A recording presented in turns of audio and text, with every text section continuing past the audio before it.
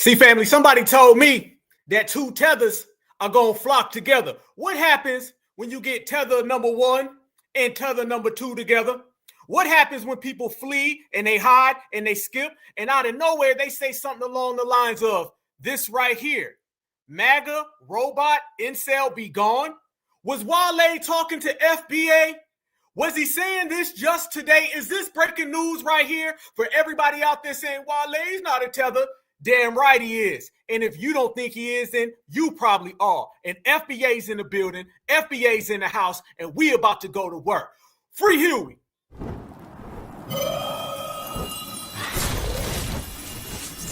Black Alpha Network. Home of Black Excellence. Power to the people.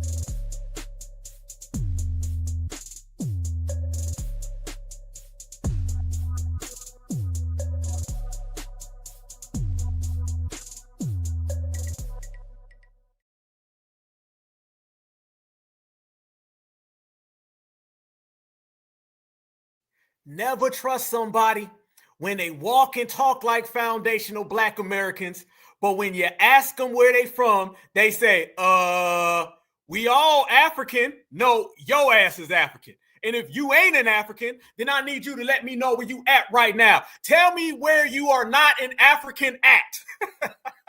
Tell me where you are not an African, what city that is, what county that may be, what state, what province. I don't give a damn. I just need my foundational Black Americans to roll call in the building because we got some work to do. And what is that work, family? That's called winning. And how do we win? We win only by one way, y'all. That be a knockout. Foundational Black Americans, number one, always will be, and everybody else is just watching. Certified, salute. FBA Friday, we in the house. Once again, back at it. The voice of the people, the voice of the concrete, the voice of the streets. And we here now.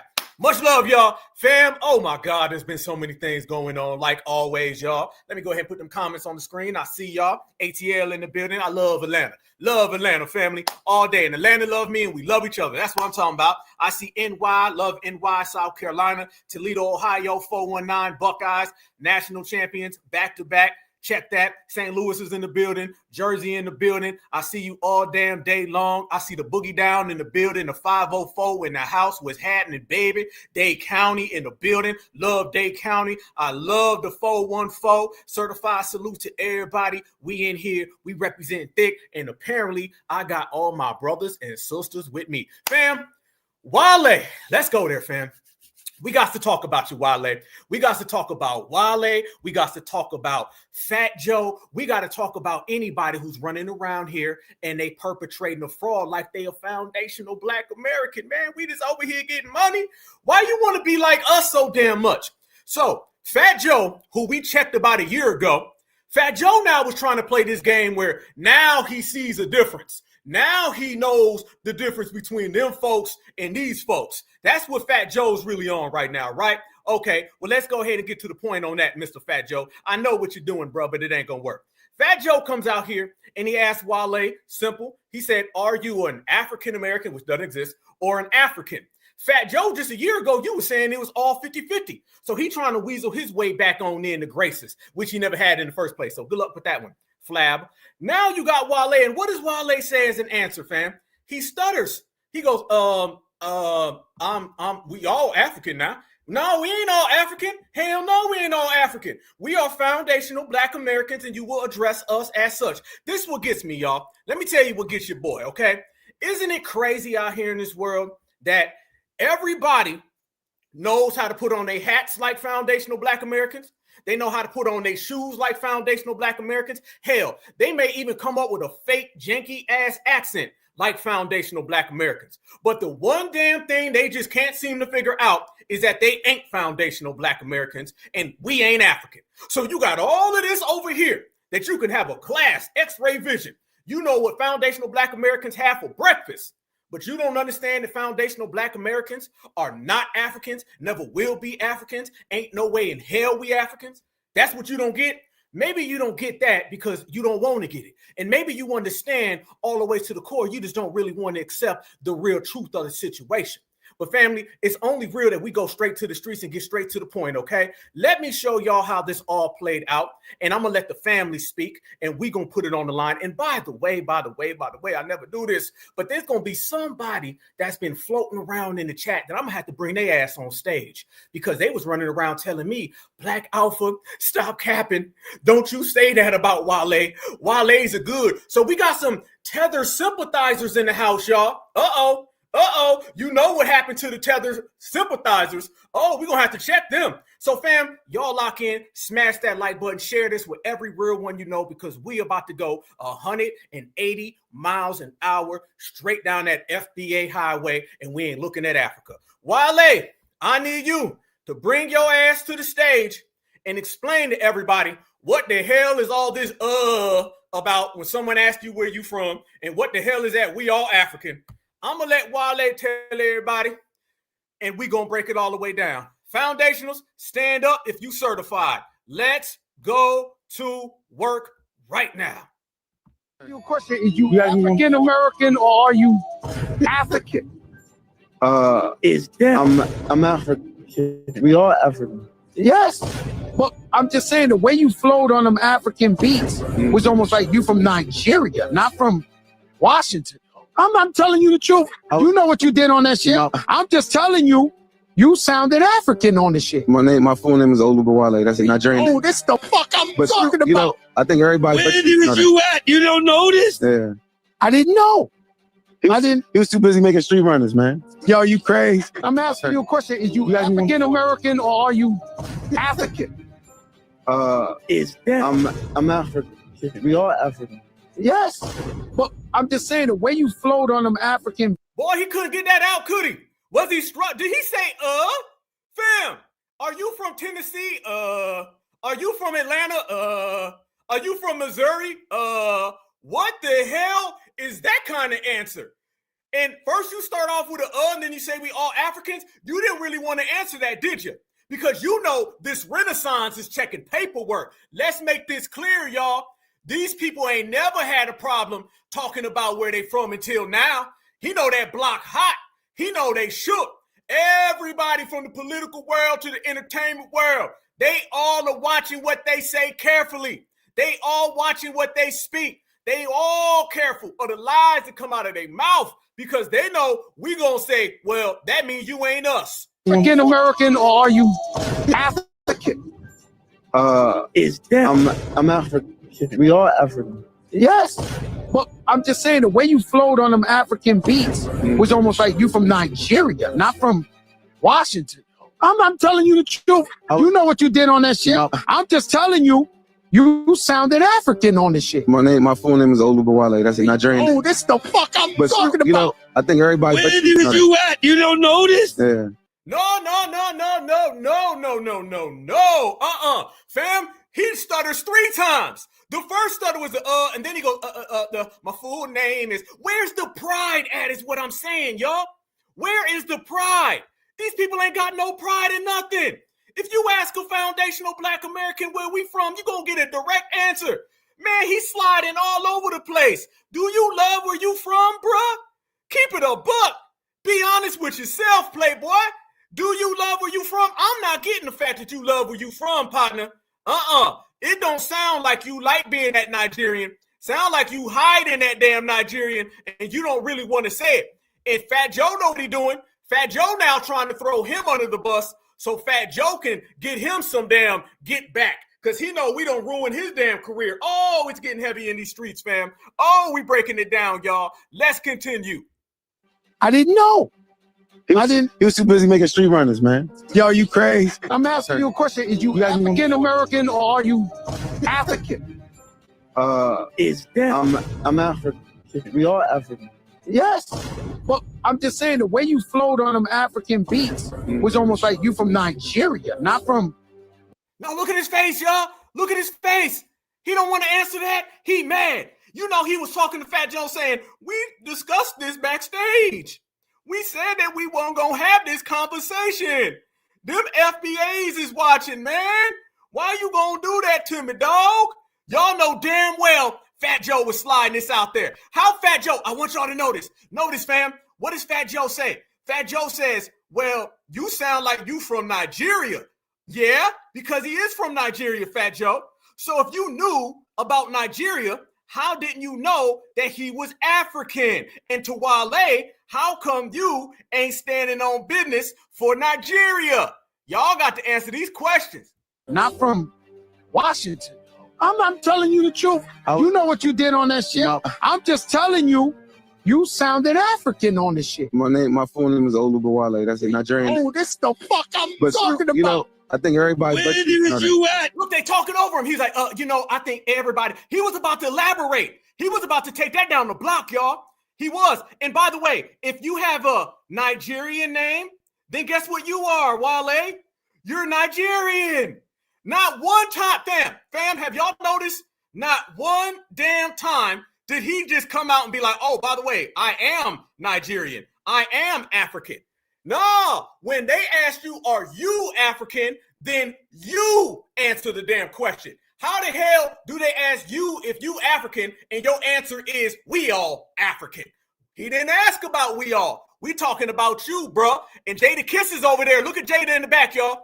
Jadakiss is over there, and Jada's trying to save him. This is cringe, man. This real cringe right here.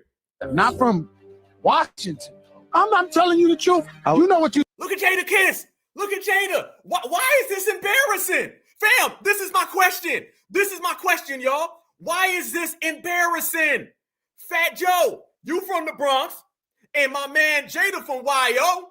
Why is it embarrassing? If you talk to anybody, I don't care, California in the house, if I got the West Coast in the house, I love the West Coast. Shout out to California. If somebody asks you, are you from Cali? Are you going to do this right here? Are you going to do that? Why is there an embarrassment? Why did Jadakiss have his hand on his face like this is something that's hard to stomach? What's so damn bad about being an African? This should have been, are you African? Yes, I am. I'm very proud. Next question. But these people ain't doing that, y'all. Why? It's because they are ashamed of. Jadakiss know it ain't hot in these streets to be running around here disrespecting and cosplaying FBA. Fat Joe knows that FBA ruined his career, and Wale, he looking like he done got caught in them headlights. He like, why you ask me that now? I was cool. I was just talking about the DMV. I wasn't saying nothing to nobody. But now they all shook because this is the after effects of gatekeeping and delineation. Y'all see what delineation does to some of these whappers? We make them fall back. Why are you so embarrassed about saying where you're from? You did on that shit. No. I'm just telling you. You sounded African on this shit. My full name is Wale. That's a Nigerian. Oh, this the fuck I'm talking about. You know, I think everybody. Where is you at? You don't know this? Yeah. I didn't know. He was too busy making street runners, man. Yo, you crazy. Damn, brothers and sisters. I be damn. Boy, it's crazy out here in these streets, ain't it, family? Yeah, I see you, Inglewood, all day. Y'all seen that right there? Did y'all see that, fam? What the hell's going on, FBA? Family, all my certifieds, I'm your brother. What the hell was that? Why did it even go down that way? What kind of circus ass stuff was that? What kind of backdoor cringe? That was cringe. Why? What the hell was that about? You African, you Nigerian. So they say, are you African? And he doesn't say he's African. Notice, fam, not one time did Wale say he was African.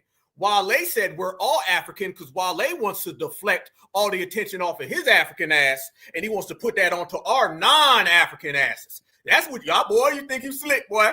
Boy, you think you good. That wasn't going to work. I want y'all to notice that, right? That's like little kids. Who took the cookie from the cookie jar? We all had some cookies. They start pointing at the cousins. I ain't talking about the cousins. I'm talking about you.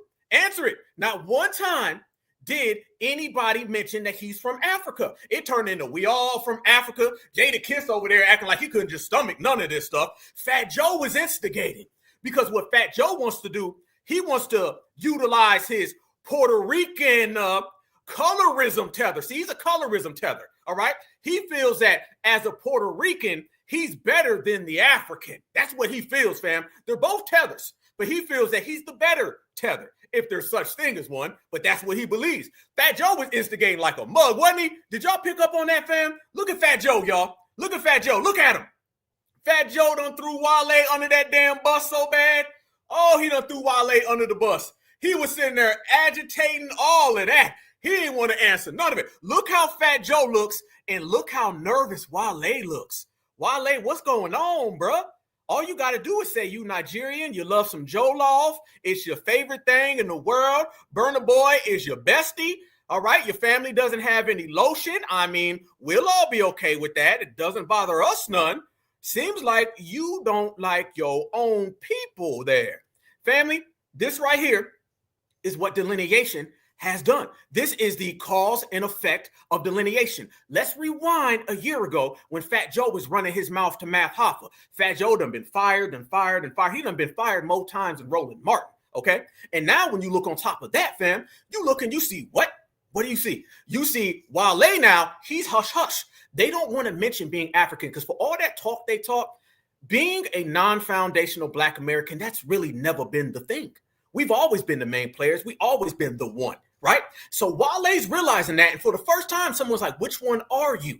Which one? What are you doing? What's your game plan? And he jumped around it. See, these people are not proud of who they are. They're not proud of where they're from. They're not proud of what they do. They love acting like FBA, but they don't like getting called on the acting. They love cosplaying FBA, but they don't like being called on the cosplaying. They just want to live happily tether after. Well, that doesn't work anymore, not in this generation.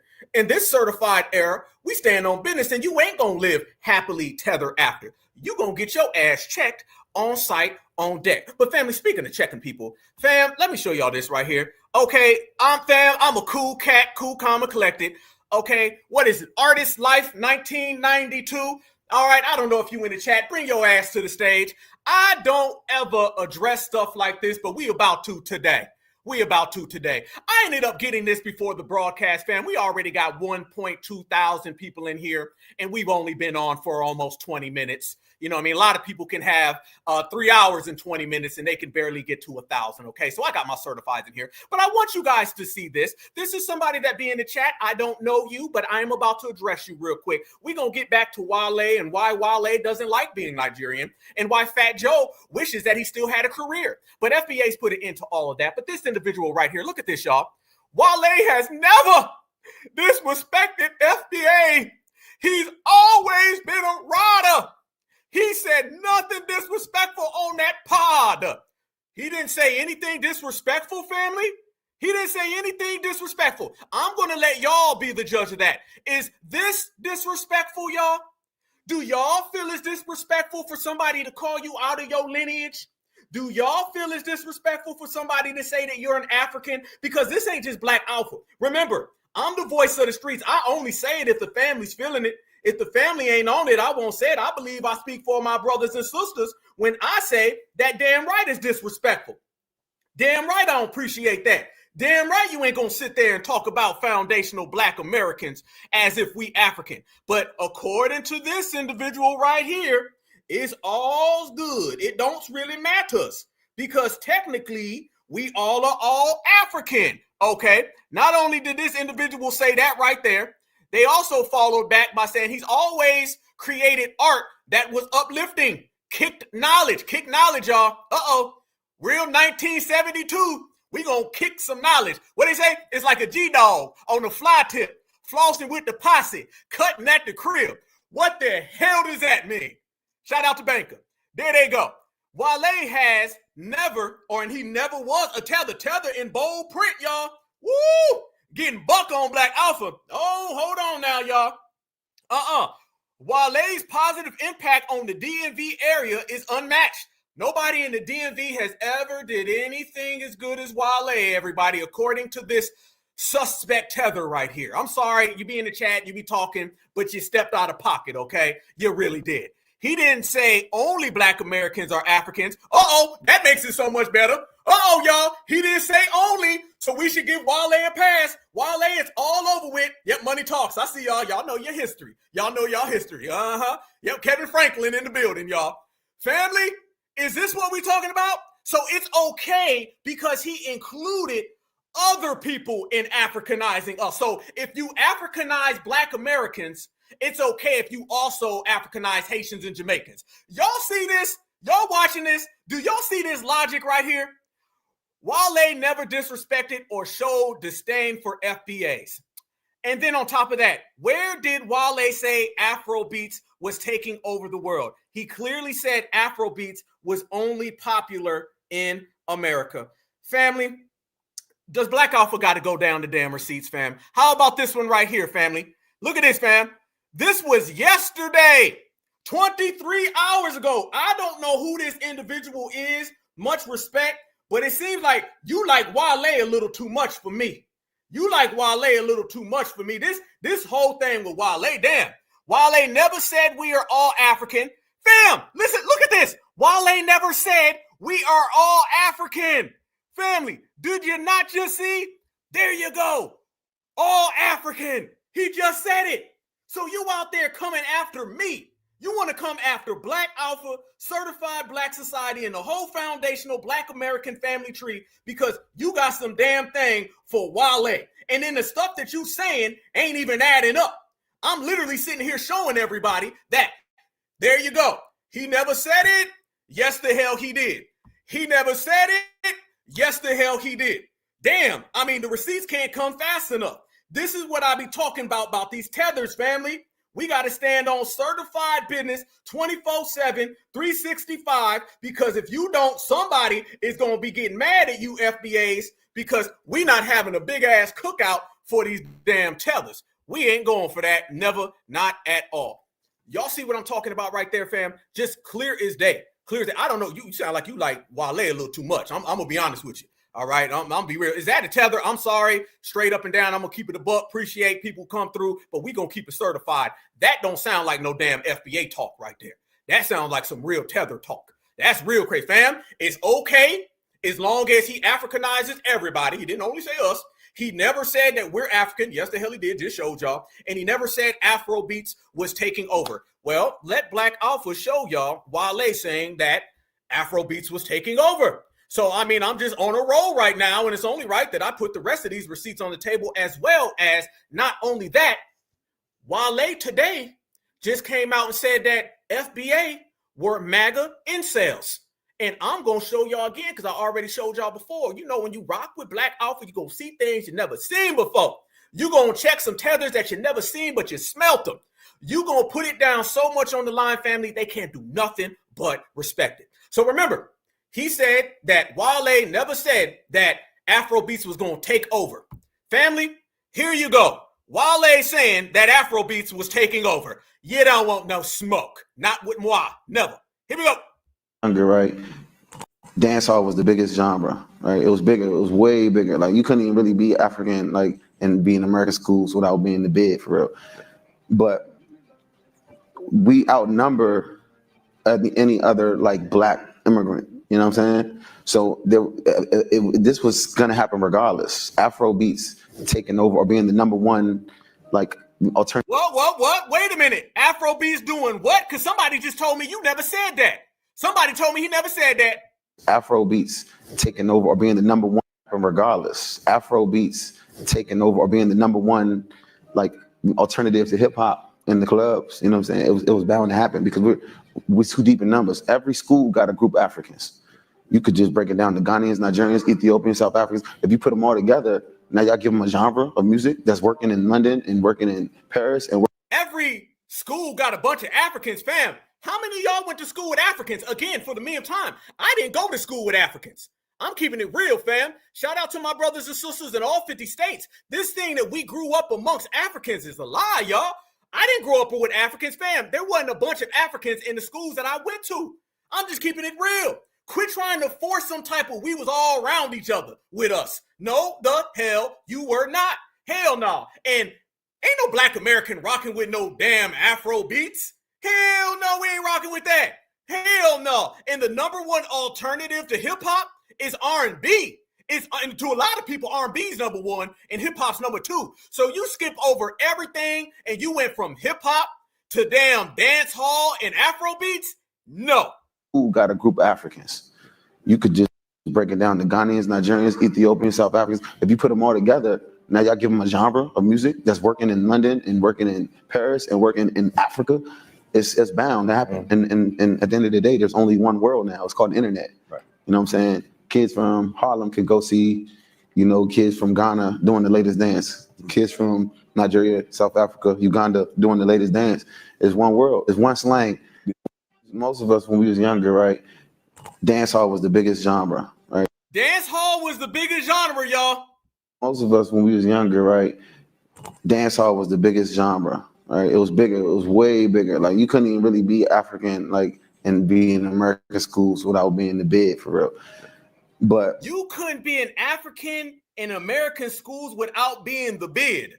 I don't know what the bid means, because that's starting to sound like some of that other talk. Y'all just keeping it real. But let's go down the line and let's analyze some of the tether way of thinking when it comes to Wale. And by the way, to the last little suspected tether that was talking, I believe that I went ahead and canceled what you was talking about.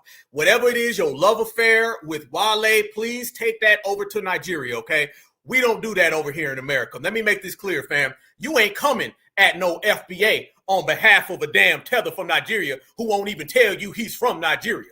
What part of the game is that? You ain't coming after me. You don't know me. And you ain't ever going to come after none of my foundational Black Americans up here. I don't give a damn how much you like Wale. You like his music. Sounds like you like his goddamn hair. Maybe you want to braid his hair. I don't know. Maybe you want Wale to sit in your damn lap while you rub your hand up his back and twist his hair for him. I don't know what crush you got on Wale, but don't you ever come at Black Alpha Network as one of the lineage soldiers about some damn tether. You ain't never gonna come at no FBA on behalf of a damn tether, especially one who said we all African.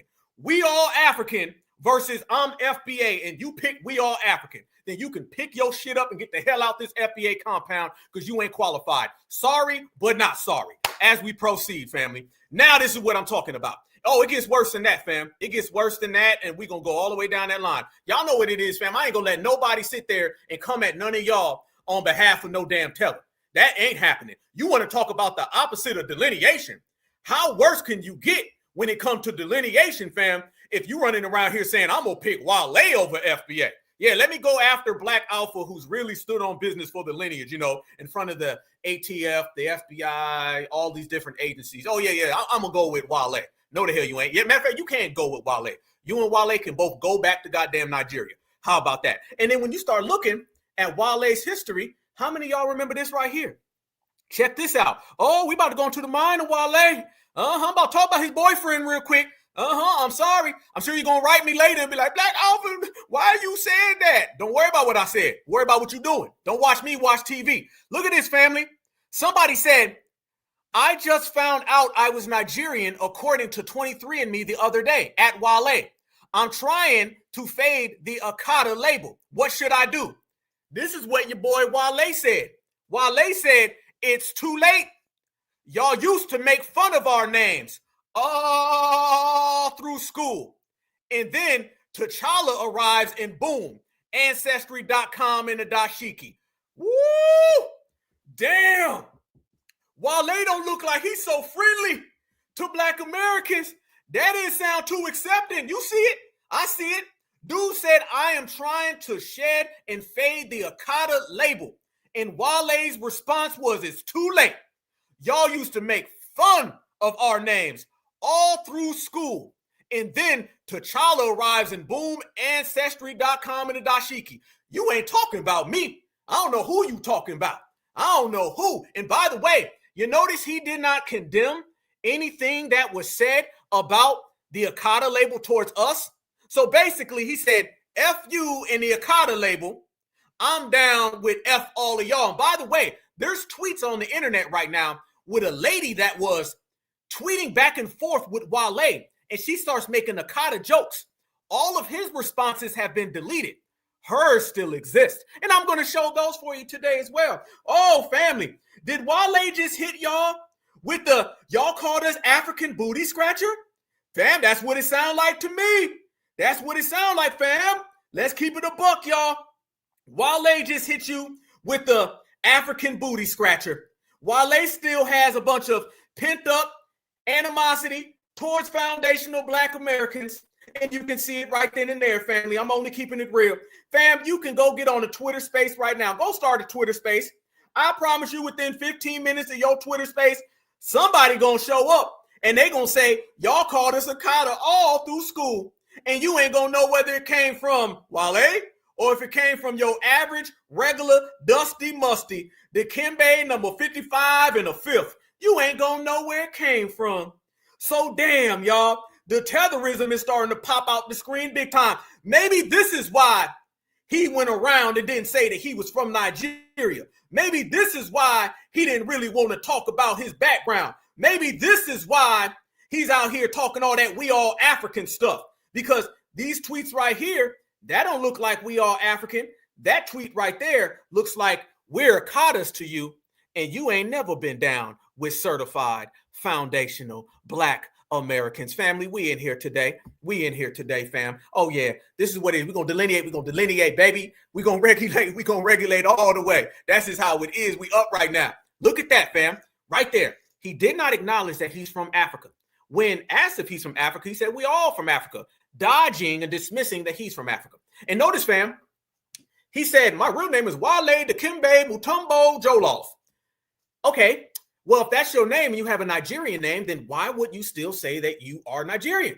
Again, you don't want to answer it. Boy, he wouldn't touch that like it was a hot coal. Boy, he wouldn't touch that, would he? He says, I have a Nigerian name, but didn't follow that up by saying, because I'm Nigerian, right? That's like saying I have an English name and I'm from America, right? That's like saying I have a name that's common in the state of Georgia, but he doesn't tell you he's from the state of Georgia. So you tell us you got a Nigerian name, but you wouldn't say that you're Nigerian. And then when asked, are you African? Next thing you know, you say, well, we're all African. Everything except for just saying you are an African. And then you see right there, he's saying we all wanted to be them. See, he was on that train of Afro beats is big right now. Damn you, Black Americans. Y'all remember when TikTok was making all those like little videos? You start seeing all those people running around, y'all. And those people were saying some crazy things like, Black Americans, man, I'm going to tell y'all now, Afro beats about to run again. Remember that whole little Afro beats wave for about 15 seconds, right? Remember when the Africans felt bold? Because let's tell you what it really was. Black Americans ain't never rock with no damn Afro beats. I'm going to tell y'all, I ain't never got in the car and somebody said, hey, man, take out that damn Master P and No Limit. Take out that damn Death Row. Take out whatever and put on some Burna Boy. I ain't never heard it. I know y'all ain't never heard it neither. Ain't nobody. When's the last time somebody said a party ain't a party until we play some Afro beats? Ain't nobody saying that. What it really was, y'all, is the dominant society was giving them some cookies. And they thought that since the dominant society is giving them some cookies with Afro beats, they thought it was them. They thought it was really them. See, tethers see a little pat on the head. They always think it's from their creation. No, the hell it wasn't. No, the hell it wasn't. It wasn't your creation. Black America never rock with none of that. We ain't never rock with no damn Afro beats. And we can definitely say, y'all remember when the NBA thought they was going to have All-Star Weekend and they was going to replace all the Black American artists with some Afro beats? And then they had the lowest ratings of all time at the NBA All-Star Weekend. You ain't seen part two. That they done pulled that damn thing out the wall. That plug is gone. So he was running with that for quite some time. He thought it was him. He thought he was safe. He thought, nah, I got y'all. See, deep down inside, y'all, they come here with animosity with, towards FBA, and they be quiet. And then they feel they got the opportunity to flex. And then they start trying to flex. There you go. But I'm going to tell you right now, brothers and sisters was on it. Look at this right here, fam. Brothers and sisters seen that damn interview. We're going to have to start calling that the We All African interview. That's what we're going to call it. And watch how brothers and sisters responded right there. Right there. Why didn't he say he was African? Right there. What the F does he mean? We're all African. No, we not. We are in America, sir. We are not African. We are foundational Black Americans. We are the indigenous people of this land. We are not African. Your family is African, Wale. Woo! I told you, no matter where you go, you're going to see some FBA riders going to pop out. You could be at the damn corner store. Somebody going to jump out and say, hey, man, this stuff done got real. Somebody going to pop out and say, hey, let's keep it popping. This is what it is, fam. FBA know what it is. We're going to be around every single corner, and we're going to be holding it down. How about this one right here? Mo brothers and sisters. Sounds like he doesn't want to announce he's Nigerian. wearing the Redskins pendant while having this conversation is even more diabolical. He was ashamed to say he's African. That's why you heard that, he didn't want to go there. He didn't really want to say what it was. He didn't really want to talk that talk. You know what it was? And by the way, fam, let's get this even more straightened. Oh, we got to talk. We got to talk, my brothers and sisters. So you say that we're all African and you're wearing a Redskins chain. Boy, he everything but foundational Black American. You say that. I get it. You from D.C. and all that. Well, first off, the Washington Redskins, their name ain't even the Redskins no more, okay? However, you got the Redskin on it. I bet you probably think that Tonto is the original indigenous American there too, huh? Because, fam, haven't you been seeing that for a long time? How long you been seeing these Africans popping up on the internet and these Africans been teaming up with $2 Tonto? $2 Tonto and $1 Mutombo, they've been best buds for quite some time. So you got on the fake indigenous chain, and then you're saying that we are fake generic Africans. Just quit talking about foundationals. How about that one? How about that one? Quit talking about foundational Black American. We got some tethers in the chat. Hey, y'all see them tethers? Check them. Check them. I got some tethers in here. Get them. I think old buddy came back in here with a different name. Y'all point them out, okay? Because don't come up in here no different names and none of that type of stuff.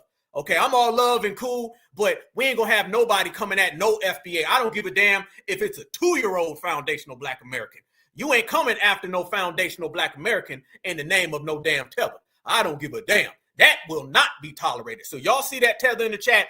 Get them up out of here. We not playing that game. That's just not how the game go down. We gonna delineate. We gonna delineate. We gonna regulate. We gonna regulate. What we not gonna do is have nobody coming after me about a 2-bit damn rapper with all the things that we do for the community. That's just not gonna happen. Hell no. Because let me tell you something. You ain't never going to see no African going after other Africans on behalf of me and you. You ain't never gonna see that go down, family. Will you ever see Mr. Mutombo fighting Mr. Joloff on behalf of Black Alpha?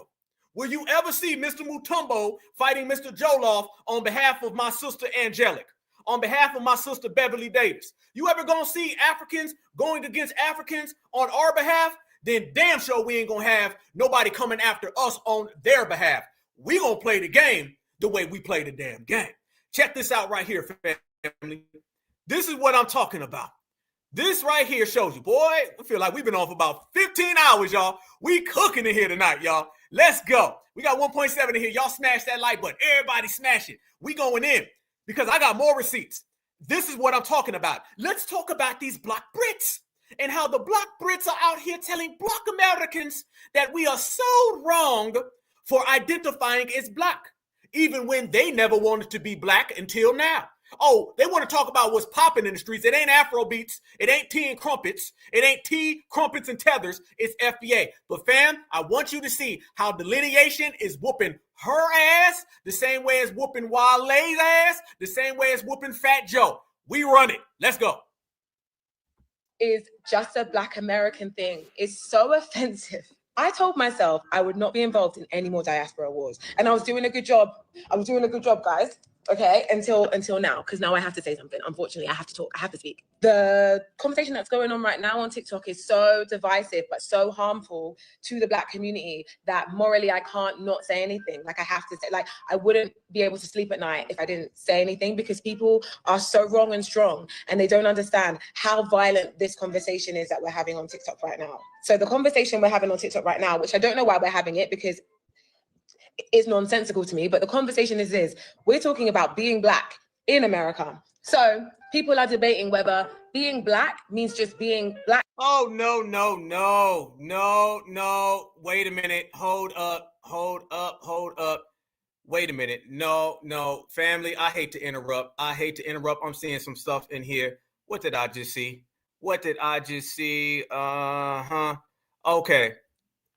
Okay. Fam, why keep blocking because I have a difference of opinion? I ain't disrespect no one. Wale never disrespected us. This is the other guy. Fam, don't come in here with another name. Don't do that. Don't come in here with no other name. And what is your deal with damn Wale, brother? What's your deal with Wale? Okay, you need to explain what is your deal with Wale. Wale means so much to you, you done created another account to come in here and ride on Wale. As if riding for or on Wale one time wasn't enough. Wale is making you create another account. If you don't stop, homeboy, I don't think you FBA. I'm sorry. And if you are FBA, you hell of off code. You with DOC, bruh. Stop it. Stop. Yeah, come on. You making a troll account for Wale. Wale ain't even go gold. Okay, if you gonna pipe somebody platinum. Okay, damn, get a platinum artist. Wale ain't even go triple plastic. Okay, this how bad you going for a triple plastic rapper? Fam, you got some issue with Wale. It ain't about us, is it? This ain't got nothing to do with foundationals. You riding him a little. This must be a tether. This got to be a tether. This got to be a tether. I'm sorry. I don't believe it. And if you don't feel that Wale disrespected us by saying we're all African, then you are not an on-code foundational Black American, and this just ain't the space, and it ain't the time. I'm just keeping it real, y'all. Okay? Yeah, boy, the chat, we got about almost 1.8 thousand people in here, and you're freaking them out. Okay? You're scaring everybody in the chat. We're kind of off, by all of this right here. This Wale glazing is a little too much for us. It's really creeping FBA out, dude. Okay? Let's stop with this, okay? Get you an artist that goes platinum. I know you want to twist his hair and put the little beads in his hair. I get that, okay? But go do that somewhere else. This is a certified space and time. We not riding for tethers. Damn, I wonder what the hell you would do for Burna Boy. If Wale got you crashing out, what the hell you gonna do? Roll out the red carpet? Okay, the velvet red, you gonna get him some velvet cake? Boy, I hate to see what you do for Burna Boy. And I'm sorry. You're talking about I didn't ever disrespect nobody. Yes, you did. You came at a certified foundational Black American on behalf of a tether. You don't find that as disrespectful? Okay, you need to find the door. Okay, point blank, bottom line is what it is. Said what I said. We not playing them games. We in here delineating. We standing on business. We ain't sympathizing. If you can't tell, the brothers and sisters, we ain't out here. We don't have a crush on Wale. We don't want to braid his hair. We don't have red velvet cake for Burna Boy. We're not doing any of that, okay? We don't know where Mr. Mutombo lives. I don't have Mr. Mutombo's tank top in my bedroom like you apparently do, okay? I heard Mr. Joloff call and he said he left his flip-flops in your mama house. Go get that situated. Leave FBA alone. We delineating. You and Wale can go get your tether or whatever, and we going to go get our FBA money. Easy work. Family, this is what I'm talking about. When I say we in here riding and we standing on business, we just standing on business, okay? Remember, y'all, FBA run it, tethers running. Now, we done put Wale on the corner. Fat Joe, we had to pull out a goddamn crane and put him on the corner. Burna Boy and Wale's boyfriend, we done had to put him on the corner. Now, let's get back to T, Tether, and Crumps. This individual right here says that Black American culture would be gone if it wasn't for African and Caribbean immigrants. And FBA, regulators about to mount up. FBA, we run it, all the tethers just running. In America, as in Black Americans equal Black. So if you're not from America and you're Black, you're not Black. You are Nigerian if you're from Nigeria, or you're Jamaican if you're from Jamaica, etc. But if you're Black in America, then you are just Black. They're also talking about Black culture, as in Black culture is only Black American culture. And this is so xenophobic, guys. It's just straight, we're just doing xenophobia debates. Like, it's so weird to me. The reason why it's xenophobic is because there is no such thing as just Black culture in terms of it being just for Americans. There's no such thing as being Black, as in it being just for Americans. And if you believe that, you believe that Americans are more superior than the rest of diaspora, and you're being xenophobic. Let me break it down. Black is a race. So if you have melanated skin, you're Black. Like me, I'm Black and nerdy. We are Black. If you are from Africa, if you're a descendant from sub-Saharan Africa, you have melanated skin, you are considered Black. No, if you got melanated skin and you ain't a Black American, you're a MOP. Melanated other person. This right here, boy, she giving us the whole breakdown. I appreciate it, homegirl. I'm going to send your ass some fish and chips, straight up and down. And I'm going to send you a measure because I'm very curious about how wide that forehead is, okay? And notice, fam, you can't even see her head wrap. Her head wrap is somewhere against that wall by that ugly-ass painting in the back. Damn, and comb your hair. Damn, Jesus, goodness, God, goodness. Family, she just explained to us what a MOP is, a melanated other person. And MOP does not equal Black. And don't tell me just because you got melanin, you Black, because Myron Gaines has melanin. Hell, even W's got some melanin. So if that's the case, then you are disqualified from Blackness. The same way you are disqualified from speaking. But let me tell you the main thing about it, y'all. All they got is Black Americans, because without us, their life is going down the drain. And in America, say you've got one drop of black in you, your mum's white, your dad's black, you are considered black. In the UK, you would be considered mixed race, biracial, etc. But whatever, you're black, you're black. Your descendants are from Africa, you got brown skin, you're from Africa, you're black. That's it. Black the race. Now let's talk about black the culture. Saying that black culture is just a black American thing is so offensive and so wrong, because if you break down black culture in America is made up of black people from other diasporas. No, it ain't. You couldn't have certain parts. No, the hell it ain't. No, the hell it ain't. They didn't get here until the 1970s, after foundational black Americans put in that work. What the hell you think we was doing for hundreds of thousands of years? Did she just say that black American culture is because of people in the diaspora? They have not contributed to black American culture. They have not contributed to a damn thing that we've ever done. They have not contributed to one foundational black American rally or march against supremacy. Oh, you done got it messed up. I told y'all, them foreheads be messing up the signal in their mind. Saying that black culture is just a black American thing is so offensive and so wrong, because if you break down black culture in America is made up of black people from other diasporas. You couldn't have certain parts of black American culture if you decided to just take out everyone. If you said black American culture is only for people that were descendants of chattel slavery, it's only for black people that descend from people that came over on the boats into slavery and then built America, if that is all that black culture is, then you would exclude so many people that were a part of black culture. Freeze. Family question. Would black Americans be okay if all the black immigrants left? Would black Americans still exist if all of the immigrants left us, family? What were we doing before them? Because remember, they just got here. This notion now, they're trying to say, family, that we would crumble and fall and break down if we didn't have them.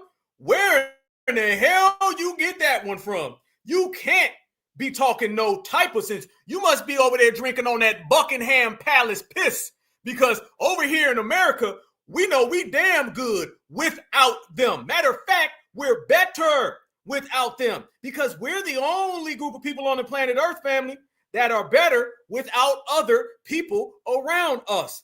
Damn, she tripping. That don't fit that bill. For example, Malcolm X, he's Grenadian. So according to you guys, he wouldn't fit the bill of black culture in America. He's not. Fam, why do they do this with Malcolm X? They'll talk about what Malcolm X's mom halfway sort of was, and they just skip over his dad. The least amount of person that you've ever heard talked about is Malcolm X's dad. They don't ever want to talk about Malcolm X's father because they know his dad was FBA all the way. So they just skip over that. No, Malcolm X is FBA, homegirl. Because his mum's Grenadian. And then you've got Sidney Poitier. I think he was the first black man to win an Oscar. He's Bahamian. And then you've got Shirley Chisholm, the first black woman in Congress in America. She's from Barbados. Like, at the end of the day, we, as in the Caribbean diaspora and the African diaspora, are all up in black American culture. And that... Boy, that was so lame right there. That little move she just did. Boy, that was so UK. Boy, they ain't got no swag. I'm sorry. A foundational black American 4-year-old got more swag than they grown ass. What was that move she just did, y'all? Did y'all see that? She like, we'd be all up in the house tonight. What the hell was that? The African diaspora are all up in black American culture. You need to be all up in the barbershop getting the damn line up. In order to line her up, you'd have to get out a yardstick and you need to get out a bungee rope. Because that bungee rope is about the only way they're going to be able to measure you. Hell no. And by the way, Sidney Poitier winning an Oscar, what the hell that got to do with your average FBA culture? They taking 2 or 3 things that someone done and acting like if we remove Sidney Poitier and his Oscar, we done for. Okay? You ain't talking about nobody doing anything for the culture as a whole. You talking about 2 or 3 people, and them 2 or 3 people, we going to be just fine without them. Okay, nice try. You need to get all up in your car and go back to the damn airport and fly back to where you come from, because most of y'all black Brits are Nigerian, just like Wale. And that shouldn't be a bad thing. I don't know why this is a negative. For example, Black British culture is made up of Caribbean people and African people, and it's not a bad thing. There is no such thing as Black British culture without African people and Caribbean people. And there is no such thing as Black American culture without African people and Caribbean people. The sooner you accept that we're all one and stop doing this whole America first, very white supremacist coded, white nationalist coded, xenophobic, weird dance that we're doing online right now, that's weird. That's weird. No, you're weird and you're lame, corny as hell. Look like you couldn't get a date if you bought somebody. Get your ass out of foundational Black American business. You ain't certified, and we're gonna be fine just without you. Okay, so just sit there. Remember, you're making a video about us, and we're just roasting y'all. Y'all ever notice they make these long clinical breakdowns, crying and complaining about us, and we just make roast videos about them? So again, you ask me who won, I see them, they run. That's the difference, fam. So you could tell who's winning and who ain't. That's just what you can tell by the way things unfold and the way they go down. But y'all, man, I'm gonna take it another step, fam. Oh, we about to go. Let's double up, baby. Let's go there. As if the receipts ain't already rolling in. We got, you know what I'm saying, a bunch of people popping up. We got Wale's side piece. Okay, Wale's main thing. His boyfriend was floating in the chat. I think we got him up out of chair, but it's all gravy. Look at this right here, fam. I'm going to tell y'all why you got to be very cautious of these tethers. Why you got to watch what these tethers be doing and some of these people, because a lot of these people, my good brothers and sisters, they not just coming here just to come here. A lot of these tethers are popping up out of nowhere, running that same game. Remember how I just showed y'all just a minute ago, and I was talking about how he was saying it's too late, and y'all called me African booty scratcher and all that kind of stuff? Family, let me show y'all where that logic comes from. Remember, y'all, these tethers, they'll talk a good game on Monday and Tuesday, Wednesday, Thursday. Eventually, they're going to slip up and that tetherness going to come out. You really going to see. Ain't that what Godfrey be doing? Y'all remember when Godfrey would make those videos and he'd be talking about Black history and it sounds real good and everything?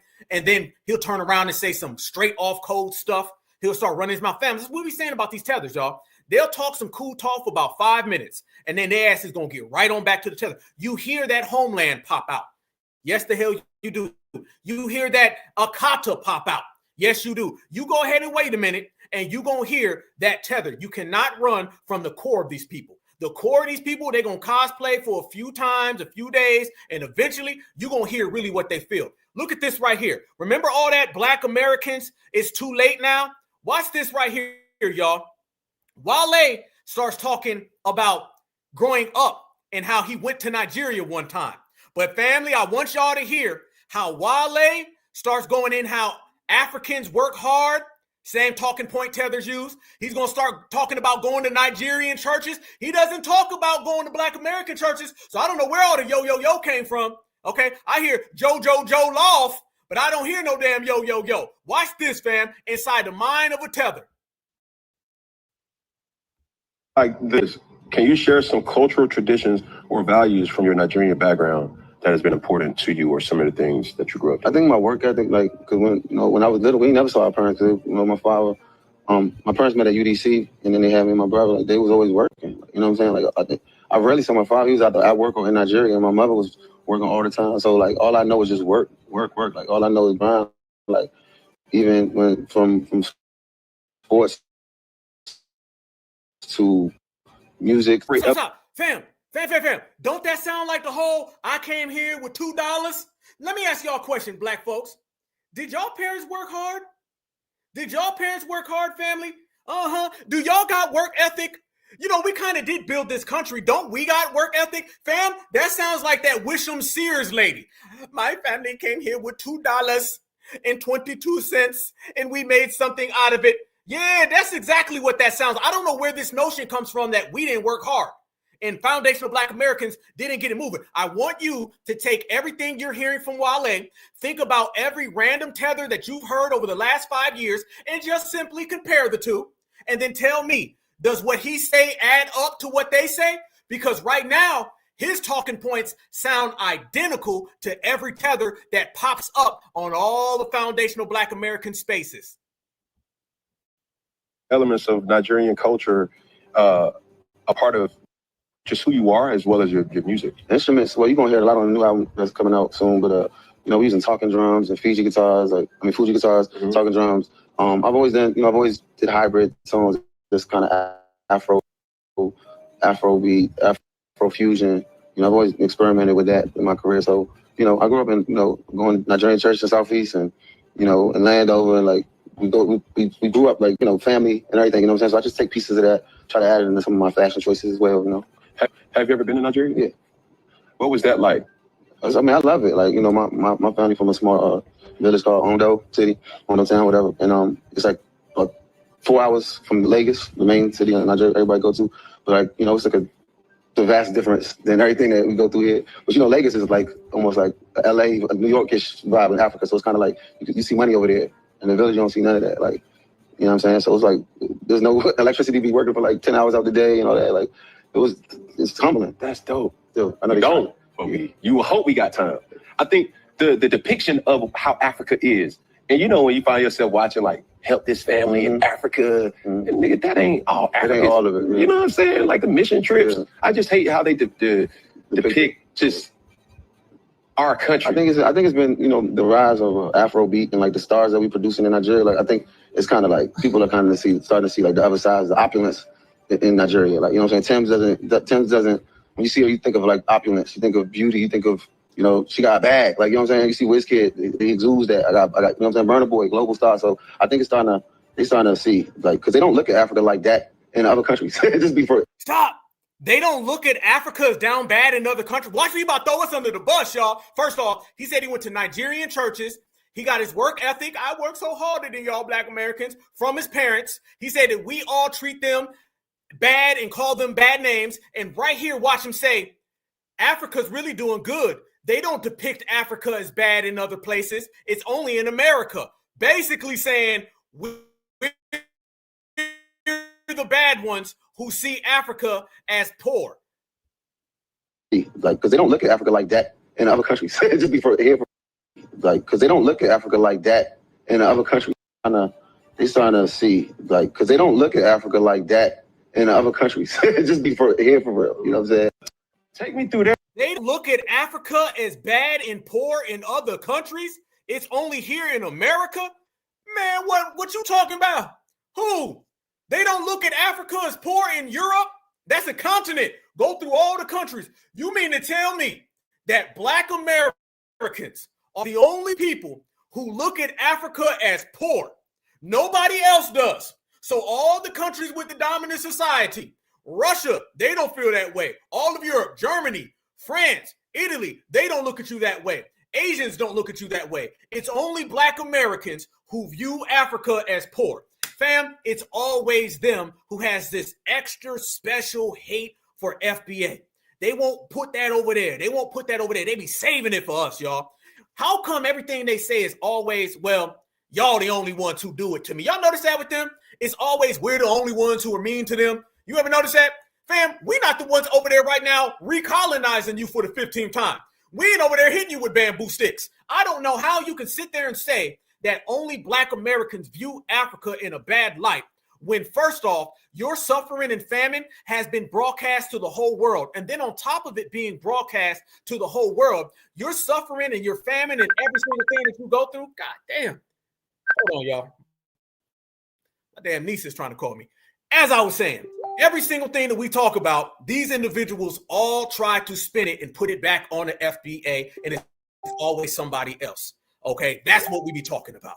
FBA on it. My niece, you know I'm on air. Hit me up later. Y'all look at this right here, family. We ain't done. There's something else that happened. I want y'all to see this.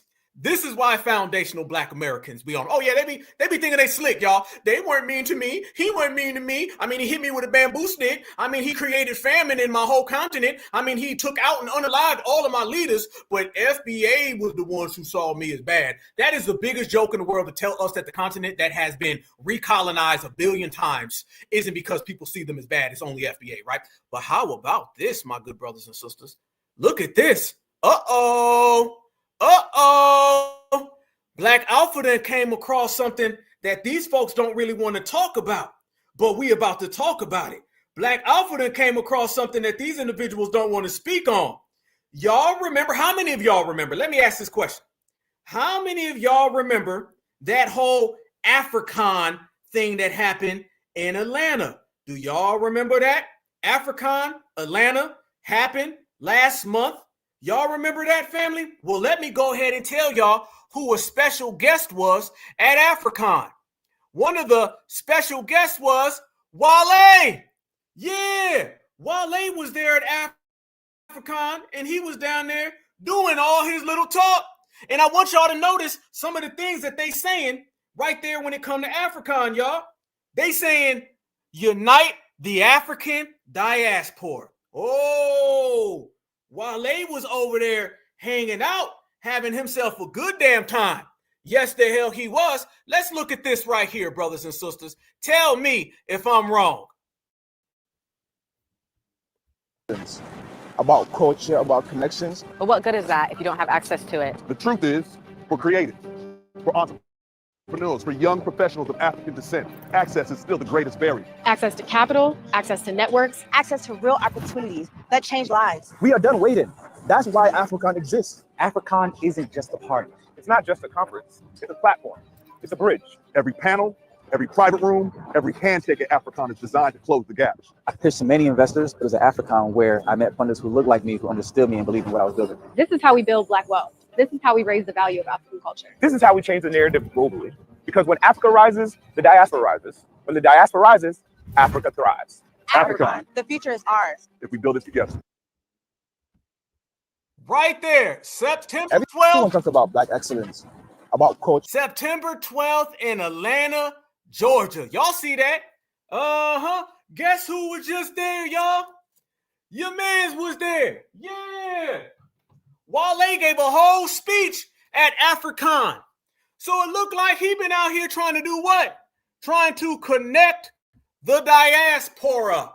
Damn, which we never asked for, and we don't want none. How about that? Damn, family. It keeps getting way. Yeah, as if it's funny. They put Con in the name, right? They think they're going to get FBA by putting Con in the name. That ain't going to work for you. No. But family, not only did that happen, you had a lot of different people that were over there. You had a lot of different speakers. You had a lot of people talking all that stuff. But he was over there giving a whole speech. And family, in the speech over there, he was talking all of that Pan-African talk. Let's be real. Wale is a Pan-African. All right. We got to just be honest and keep it what it is. Wale is a straight up Pan-African. That's what dude is. That's the type of time dude's on. And we all know it clear as day. And you see it. But let me show y'all his speech when he went over there. And in his speech when he was over there, oh, man, he was talking that talk, y'all. Oh, watch this, fam. This is how we going to do it. We're going to show it. Look at this right here. He was over there and he was talking all of that Africa, Nigeria talk. And he tells you that the majority of Nigerians in America, he said, are related to him. But it's funny because he didn't say that when he was talking to Jadakiss and Fat Joe. Watch this. Now you see him walk like it was Dr. Boy. Now you see him walk like African parents invest their children into the arts. The arts was not. You want to do anything doctor, lawyer, maybe engineer, but like, oh mommy, I have football practice. So like, you know what I'm saying? Like there's nothing like that. It was Dr. Boy. Now you see him walk like. That's part one. Now watch part two. Oh, it's going to get deeper than that. Watch this, family. Nigerians in the East Coast is related to me.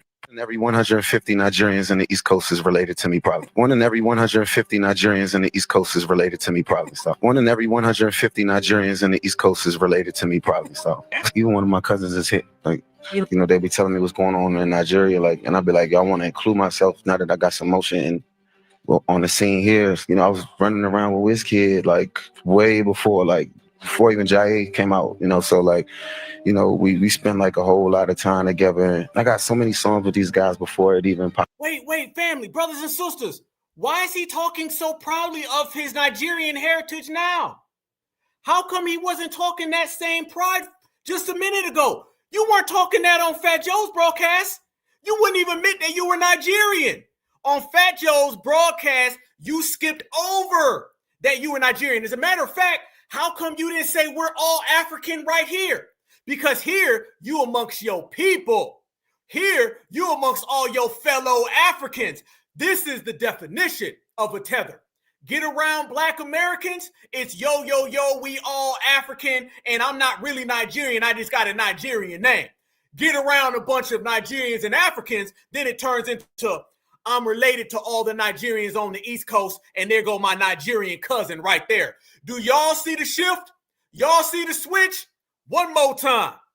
And every 150 Nigerians in the East Coast is related to me, probably. 1 in every 150 Nigerians in the East Coast is related to me, probably. So 1 in every 150 Nigerians in the East Coast is related to me, probably. So even one of my cousins is hit. Like, you know, they be telling me what's going on in Nigeria, like, and I'll be like, I want to include myself now that I got some motion and on the scene here. You know, I was running around with WizKid like way before even Jai came out, you know, so like, you know, we spend like a whole lot of time together. And I got so many songs with these guys before it even popped off. And these are my brothers. Like these are other Nigerian men that's making music and we relate like that. And I just follow it like that. These are my brothers. We making music. Oh, he done left all that American on the corner. I don't hear DMV. That DMV is gone. You ain't shout out to DMV one time. You ain't saying nothing about the DMV. Where the DMV go? It sounds like you only use DMV for clout when you're around Black folks. When you get around them folks, voila. Watch this, fam. Oh, and the lady's going to try to throw him a little tether alley-oop. I didn't even really like think about what was coming in front of us, you know? And did American artists embrace Afro beats at the beginning? The label did not. It took a long time. In 2016, when I did a joint, when I had a fine girl and all that, like I had to pay for that video myself. It was an expensive situation, but I believed in it. And every 150 Nigerians in the East Coast is related to me, probably. 1 in every 150 Nigerians in the East Coast is related to me, probably. There you go. But how come you didn't say none of that when you were sitting there talking about you are an African like we's all one big African? You see what I'm talking about, family? Oh, I don't know how much more clear Black Americans can be with it. We over here, you over there. See, this is why you don't let that energy come amongst. You don't know how to trust that energy, fam. That energy will go every which possible way that you can possibly imagine, y'all. Look at that. Dude's been everything in just a matter of days, a matter of seconds. When you take your ass over there to AFRICOM, then out of nowhere, you related to all them damn Nigerians. When you sitting there talking to Jadakiss and Fat Joe, then you on some, well, I don't really know what I could be. I might be something, but I ain't sure what it is. No. That's why foundational Black Americans been standing on business, and that's why foundational Black Americans ain't rocking with it, dog. We understand these people flip-flop as much as they possibly can. And then when you start sliding on over there to those Africans, you got to watch that, y'all. You got to watch that because he'll start going to them Africans, and then he'll come around and start talking about reparations for everybody. He'll start talking all of that stuff, y'all. Never trust somebody that their energy is very, very prideful around a bunch of Africans, but when they get around us, then it turns into we all Africans. It's almost as if he wouldn't admit to being an African unless he can tie Africans into all of us FBA. If he could tie Africa into FBA, then he'll be prideful of it. Anything other than that, he wouldn't admit that he was an African. Then when he gets over there to AFRICOM, then out of nowhere, y'all, turns into, well, my Nigerian family's right here. How come you didn't have them same clear answers, very definitive statements? How come you didn't ride for Nigeria the same way you rode for Nigeria at that AFRICOM conference? When it came to sitting there talking on a hip-hop podcast, because that's what it is, they understand that hip-hop is a Black American culture. So a lot of FBAs was going to watch when you got asked that question the first time. But when you got to AFRICOM, he didn't think that the cameras was rolling. I've seen it before, y'all. I done been to these tether conventions. Things they say when they're in their tether conventions and we're not around, they open and talk way freely, y'all. All that stuff they whisper about when they get around FBA, they don't whisper about that stuff when they get amongst each other. When they get amongst each other, man, they throw tetherism everywhere. Everywhere they tethered up until they get around FBA. Then they go silent. I've seen the way they talk. And fam, the reason why you got to check all this stuff, man, because you might end up with this right here. Look at this, fam. Look at this. Let's go there. Let's check it out. Here we go. How about this right here with AFRICOM? And by the way, it's in Atlanta. How come AFRICOM isn't in Nigeria? This was it. Just in September. Look at all these people right here. Here's the speakers, y'all. There you go. Look at this. African. Look at all these damn Africans, bruh. Look at this. Look at this, family. 2025 speakers. having another African conference in America and ain't talking about Black Americans. There you go, y'all. Wale. Boom. There go Wale right there. Y'all see what I'm talking about? You see how these individuals, they get around each other, they get down for each other, and they start flipping the script, changing it up. Don't say the thing they said before. Change the whole game once they get in each other's presence. That's what I'm talking about. And this is how foundational Black Americans know exactly the way these people are. Look at it right there, y'all. Look at that. Wale over there. How come you weren't African when you got asked a simple question, are you from Nigeria? You didn't give no answers then. You said, we all African. You said, I got an African name. You didn't give that energy until you got amongst your people. And that's how it always is, brothers and sisters. They always act different when they amongst their people. When they get around each other, you see a whole different game. That right there is the definition of a tether. And then I'm going to tell you why it's very dangerous when you see these individuals and how they try to change game up. Look at this right here, y'all. These people have been running around. Let me tell you one thing I've noticed while doing research, family. Tethers cannot stand Kendrick Lamar. They hate Kendrick Lamar. I'm not playing, y'all. Man, they're out there actively trying to replace Kendrick Lamar with Wale. I'm not playing, y'all. I came across so many random ass, dusty, musty, ashy ass knuckle tethers, and they all had this weird issue with Kendrick. They would be like, we love Wale. Wale is so good. He's so much better than Kendrick. And I'm sitting there thinking, where the hell Kendrick come? What's Kendrick got to do with this? They always bring up Kendrick Lamar whenever they're talking about Wale. They almost like want to replace Kendrick. Remember we said they not like us. It really turned off all the tether audience. Those tethers, I'm talking about all of them. Y'all notice the Africans got more mad at Kendrick for going at Drake than the damn Canadians did? Y'all notice that? The Canadians got mad, but boy, them Africans was pissed, weren't they? Africans did not like they not like us. They would try to rap it from time to time, but they knew that really applied to them, so they didn't really want to go in. Now they're trying to push Wale. By the way, Wale's album just came out. So this is why you're seeing this whole press run. This is why he's out there to push an album, fam. Watch this right here, though, y'all. This right here is what I'm talking about. Look at this guy. And y'all tell me, do you believe this guy right here is a tether? Look at this, fam. This guy calls Wale a Black American. Oh, we about to go there. You know he's a Nigerian. I know he's a Nigerian. He wouldn't admit to being a Nigerian. But y'all watch right here. This guy and a hell of a lot of others, they're out there saying, Wale represents true Black American hip hop. They're saying Wale should be the gold standard of Black American culture. They're trying to take Black American hip hop and say Wale is Tupac Shakur. Watch this, fam. Here we go. Watch this tether right here, fam. He let everybody know. He feels right here. Wale is what it means to be Black American in hip hop culture. I'm gonna start by saying this: people are gonna hate what I gotta fucking say, especially when it comes to hip hop shit. When it comes to some music shit, some people just hate the shit that I gotta say. But when I think of Black hip hop culture, and when people bring up Kendrick Lamar first, I'm thinking that's fucking crazy. Because number one, he only like showcases the West Coast shit, right? And then to me, I feel like is that identity crisis shit where people Black Americans try to be more African than African American. You know, we got what boy, he came out the gate throwing strays at K-Dot. He came out the gate. Hey, West Coast. I know you in the building, West Coast. You see this dude right here? Did he not just come out the gate throwing strays at K-Dot? What for?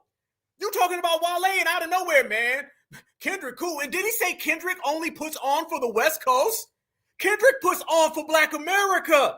Look at this, fam. He came out the gate throwing strays at K-Dot and California. I'm gonna hate what I gotta fucking say, especially when it comes to hip hop shit. When it comes to some music shit, some people just hate the shit that I gotta say. But when I think of Black hip hop culture, and when people bring up Kendrick Lamar first, I'm thinking that's fucking crazy. Because number one, he only like showcases the West Coast shit, right? And then to me, I feel like is that identity crisis shit where Black Americans try to be more African than African American. You know, we got our own shit, right? That's why, like, when I think of black hip hop culture, I go straight to Wale. And people get mad and be like, "Oh, his hit list ain't that long."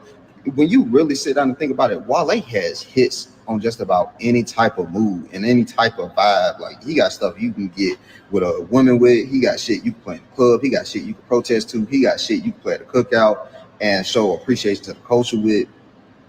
And then when it comes to bringing in other shit like poetry and R&B music, bro, he's on top of that fucking list. There's no topping that. And my personal favorite rapper is J. Cole. And then I'll possibly put Drake. And then I would put Wale. But if you had to think about a actual black person in hip hop culture, why isn't it Wale? No bullshit. He dresses the best. He dresses the best. What kind of moist stuff is that? That's your criteria for a great rapper? Oh, he dresses the best. Is this the guy who was in the chat earlier? Was this Wale's boyfriend earlier in the chat? Did you make a TikTok video as well? Fam, I'm starting to think this is the same guy. This must be the same guy, okay? Getting so emotional about Wale. Getting all in your feelings about Wale. Goddamn. He dresses the best? This is what we're talking about. And Wale is not Black American. No, and he also said he likes Drake. This is a Drake fan too. I don't know, dog. But if you had to think about a actual black person in hip hop culture, why isn't it Wale? No bullshit. He dresses the best. He got the best like poetry within the songs and what it means to be black and how it feels to be black in America as a whole, not just the West Coast, East Coast, Southern, Texas, Chicago. Like, he has what it means to be a Black American. He's not Black American. He's not Black American. This right here, y'all. This right here is Tether Op. I want y'all to notice this man is trying to push Wale as a Black American. This is the definition of Tetherism. This is Tetherism 101. Notice he kind of threw shots at our roll call. Y'all notice that right there? Oh, not just California, not just Chicago. Now, it's funny, fam. When they start talking about Africa, they say all of Africa. God forbid we say all of America. Do y'all hear the tether residue popping out here, family? First off, that hairline is pissing me off. I'm going to say that right now. That hairline is getting real shaky and flimsy over there. Your hairline is in question, first and foremost. Then you're talking about Drake. Then you're saying you like how Wale dresses.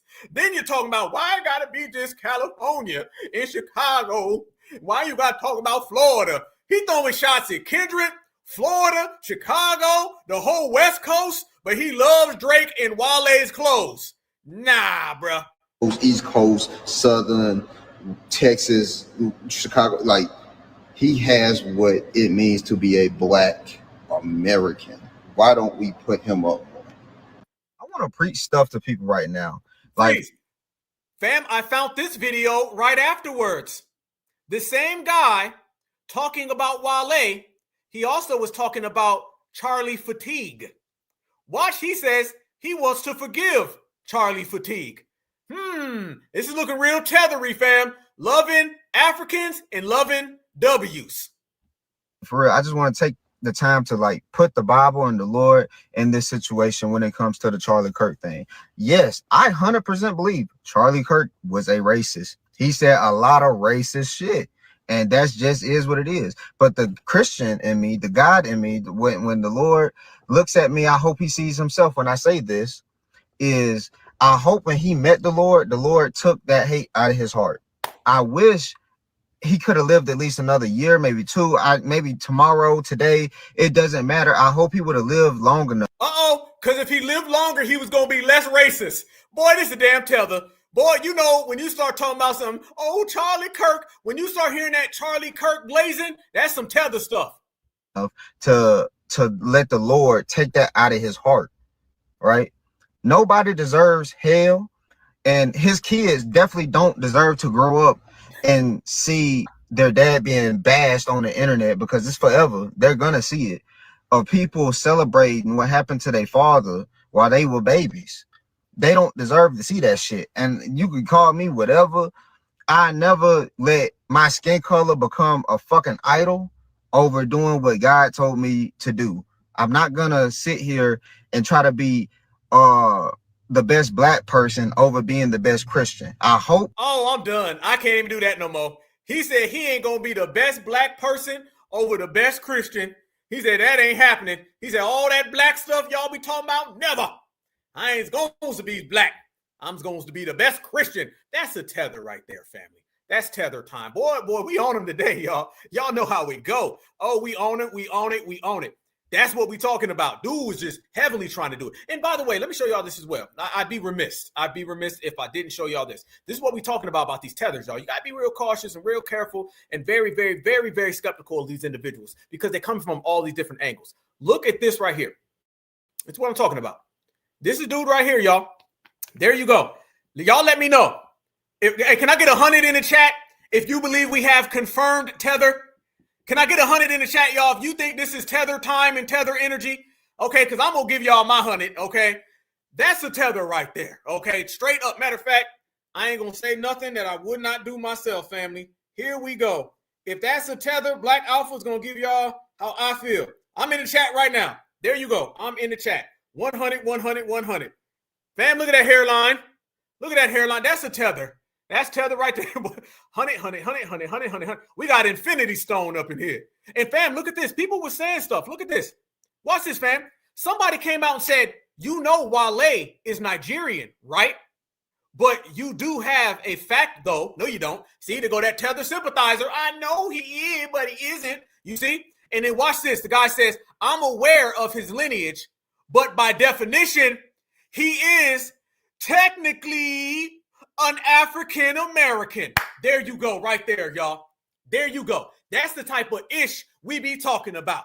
Somebody comes and says, you know he ain't no Black American. He's a Nigerian. And then they hit you with the, technically, he's an African American. That's why you cancel that term right there. Someone else says, nah, he's an African American, but not Black American. But in all actuality, he's not neither one. There you go. Someone else says, because it's all the same thing, we got to stop with the division. That's what we be talking about right there, my good brothers and sisters. These people are on a certain time, and that time is they don't care. They want to be FBA, and they want to get in on what we have created, and they feel that's how they're going to get their come up. Look at that, fam. This is why we shut it down. This is why we shut everything down, y'all. I don't give a damn. If you get asked where your homeland is from and you say, you ain't an FBA. If somebody asks you, are you Nigerian? You say you got a Nigerian name, a Jamaican name, a Haitian name, a Kenyan name. Your ass is a tether. You ain't FBA. If your hairline is doing the skip to my loo backwards, your ass ain't FBA. There's no halfway, sort of way, kind of way. Either you're foundational Black American or you're not a foundational Black American. I don't give a damn about your remix terms. I don't give a damn about your technicalities. I don't give a damn about you trying to give us another definition. F you. F your definition, F your homeland, F your village, and F your mama. Ain't none of y'all Black Americans, and that is final because Black Americans said so. You dig it? That's the type of energy we moving with. And since we moving with an energy, let me tell y'all right now what came to my attention today. This right here is going to be the final point that we make about this tether called Wale. That don't want to tell anybody he's a Nigerian because he thinks them gatekeepers and them regulators and them delineators is going to give him that same work we gave Fat Joe. And we will, and we are. Watch it as it goes down. He also got around them Afrikaans and he was real Nigerian. So when FBA's watching, I don't know, we are African. When Africans are around you, then it's my Nigerian family's in the crowd. I love them so much. That's what I'm saying. They got a different energy around you than they do when they're around their family. This is why you don't trust them, y'all. They'll sit there and talk all that. I grew up around Black folks all damn day long, and your ass went home. Remember this, y'all. All of these immigrants, first, second, third, fourth, fifth, they all act how their parents act. Don't let these people come around here, fam, and try to tell you there's such a gap between their parents and them. Your ass goes home and you got them same traditional values that your parents have. Did you notice when Wale was talking about getting his work ethic from his parents and going to those Nigerian churches like his parents did? Did y'all notice he had all these things that he got from his parents? He went to the Nigerian churches like his parents. He got his work ethic from his parents. All these things came from Nigeria. Well, you mean to tell me Akata didn't come from Nigeria. Again, you pick up all these elements from your parents, but you ain't pick up the element of calling FBA slurs. Nah, it don't work that way. And we're not falling for that. We're not going for that. We're going to expose that because that's just what we do. But family, let me tell y'all what ended up popping off today, okay? Everybody knows I was going to make this broadcast and I was going to call some things out. And I was going to call them out the only way I know how to, 100 miles an hour, 100%. That's how we do. And shout out to my brother Furball, FBA Furball. If you in the building, brother, I told you I was going to shout you out. Gosh, look at this right here, fam. Our brother Furball, FBA Furball, Ryder, check this out. He ended up telling Wale, he was like, yo, Wale, this is how I feel. I don't really like what you on right now because you out here cosplaying. Do y'all know Wale responded? Look at this, fam. Look at this. Oh, family, if the Nigerian wasn't getting on you, if the I can't answer a question wasn't hitting, if all of that stuff did not resonate with you, look at this. Wale, this is what our brother FBA Furball. He said, Wale, I'm a real NIGGA, bro. Use a sensitive ass tether who won't ever return to Africa. This FNIGGA calls FBA's MAGA, Black Alpha, and Tariq Nasheed. He says they are scared of you for some reason. You're trying to say this, but you are petrified of the ball. Expect you, like me, accept Jesus. I'm coming. Watch this, fam. Watch this. Wale seen our brother FBA Furball, who was riding, and what did Wale do? He blocked FBA Furball. But before he blocked FBA Furball, he left this message right here. MAGA, robot, incel, gone. Yeah, brothers and sisters, Wale seen FBA, and he said the same exact thing that the Boule says. We're MAGA. Wale believes FBA is a MAGA bot, the same way that the Democrats say we're bots. Yeah. So if you ain't got the message delivered to you expediently straight to the house, that right there shows you how Wale really feel. You ain't no damn Black American, homie. You ain't of the lineage, partner. And I see that when you get pressed, like my brother Furball pressed you, the first thing you did was seeing FBA in his name, and you responded by saying MAGA, robot, incel. Family, that's from today. This is a today message. Matter of fact, I found this out after I pressed the show. This is only from about 5-6 hours ago. This man feels that foundational Black Americans are MAGA robots. What in the hell did my brother say that even brought up MAGA? Who the hell brought up MAGA? Who the hell brought up Donald Trump? Who the hell brought up anything? We ain't say nothing about no damn MAGA.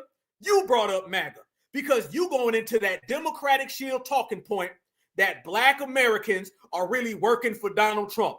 There it is. There we go, y'all. So this is why damn right he's a tether. This is why damn right you ain't us. And this is why damn right you ain't no damn certified foundational Black American at all by any means. There you go if you want to know how dude feel about us. And then after he says that, MAGA robot, then he blocks you. And remember, he also called everybody a Nakata. And remember, he also said that we were all African. So family, you see, like I see, like we all see how these individuals truly, genuinely feel about our lineage, heritage, and culture. They only give a damn when they can get in on what we created. If they cannot get in on what we created, they're going to call you a MAGA Trump supporter out of the wind because they know foundational Black Americans is checking every damn thing and this certified renaissance. You better believe it. That right there is why we regulating and pointing their ass out right there. That's how you do it. You see it. There you go, family. There you go. Breaking news. Breaking news. There's going to be a lot of foundational Black American riders and regulators who step to the plate and be like, we ain't going for none of that. But you see right there, fam, he's seen FBA in Furball's name. And then he just said, well, you MAGA. So they let you know he getting all his talking points, all his words, and all his phrases from the dominant society, from the liberals, from the Boule, from the Democrats. You ain't no damn foundational, bruh. And we refuse to allow somebody to walk around and perpetrate the fraud. This is why you was afraid. The same thing that had you afraid that's making you say, we all African, and not wanting to acknowledge that you're an African, that's the same fear that you had when my brother pressed you about not being one of us, but pretending to be. You had fear when you were asked about your homeland and never trust somebody who's scared to tell you where they're from. And then you had fear when my brother said, nah, bro, you ain't really hitting like that. And then you responded in two non-FBA fashions. So let's get this clear. You ain't heard nothing about reparations and anti-Black American hate crime bill. You ain't heard nothing about the FBA grassroots. But let me tell you what you did hear Wale say. Wale said that Afrobeats is taking over. Wale said that we all African. And Wale said that FBA is just MAGA, incel, bots. Straight out the playbook and the handbook of the Democratic establishment. And guess what? We're going to do to you the same way we did to them. Cancel everybody and then step on them. That's how we get down. Family, they know what it is. They know how we get down. They know how foundational Black Americans is moving. They know the streets belong to us. And they know that we really just don't care. We don't care how you feel. We don't care about your feelings. I tell everybody, this is the hurt business, y'all. This is not the emotional game. This ain't for everybody to play. Go to the swings, man, and go have somebody push you if you want to play. We out here really doing it big, B.I.G. style. This is how Black Americans is feeling right here, fam. Check this out right here. Boy, by the way, boy, you know I'll be on one, boy. You know this is the #1 channel when we can sit there and say we calling out tethers tonight, and then not only do we call out the tethers, we got breaking news of these tethers running their mouth about FBA, and then we sending them strays right back at them. But guess what? They can't handle this smoke. Look at this, y'all. Shout out to this sister. This is what we know when we talk about these individuals. They want America to fall because they are jealous of us. Watch this. I want to see America fall from the inside out. And that's one of the things that I'm noticing from watching so many of these videos about like immigration and just like people talking about America, whether it's Black America or if it's just America as a whole. It's a lot of that want to see America fail so bad. It's so many miserable people out here who would love to destroy America from the inside out. And I am not even saying that to fearmonger you because I don't believe in fearmongering. I'm telling you from what I'm seeing because I'm a very good intuitive person. I can read between the lines. I know what's going on, what your intentions are when you post a video. I know what you were intended to do. I know whatever comes out of your mouth don't even matter. I know what your intentions are, right? So it's so many of these that make videos and that talk a lot of shit about America. And I can just clearly see you want this country to fail so bad.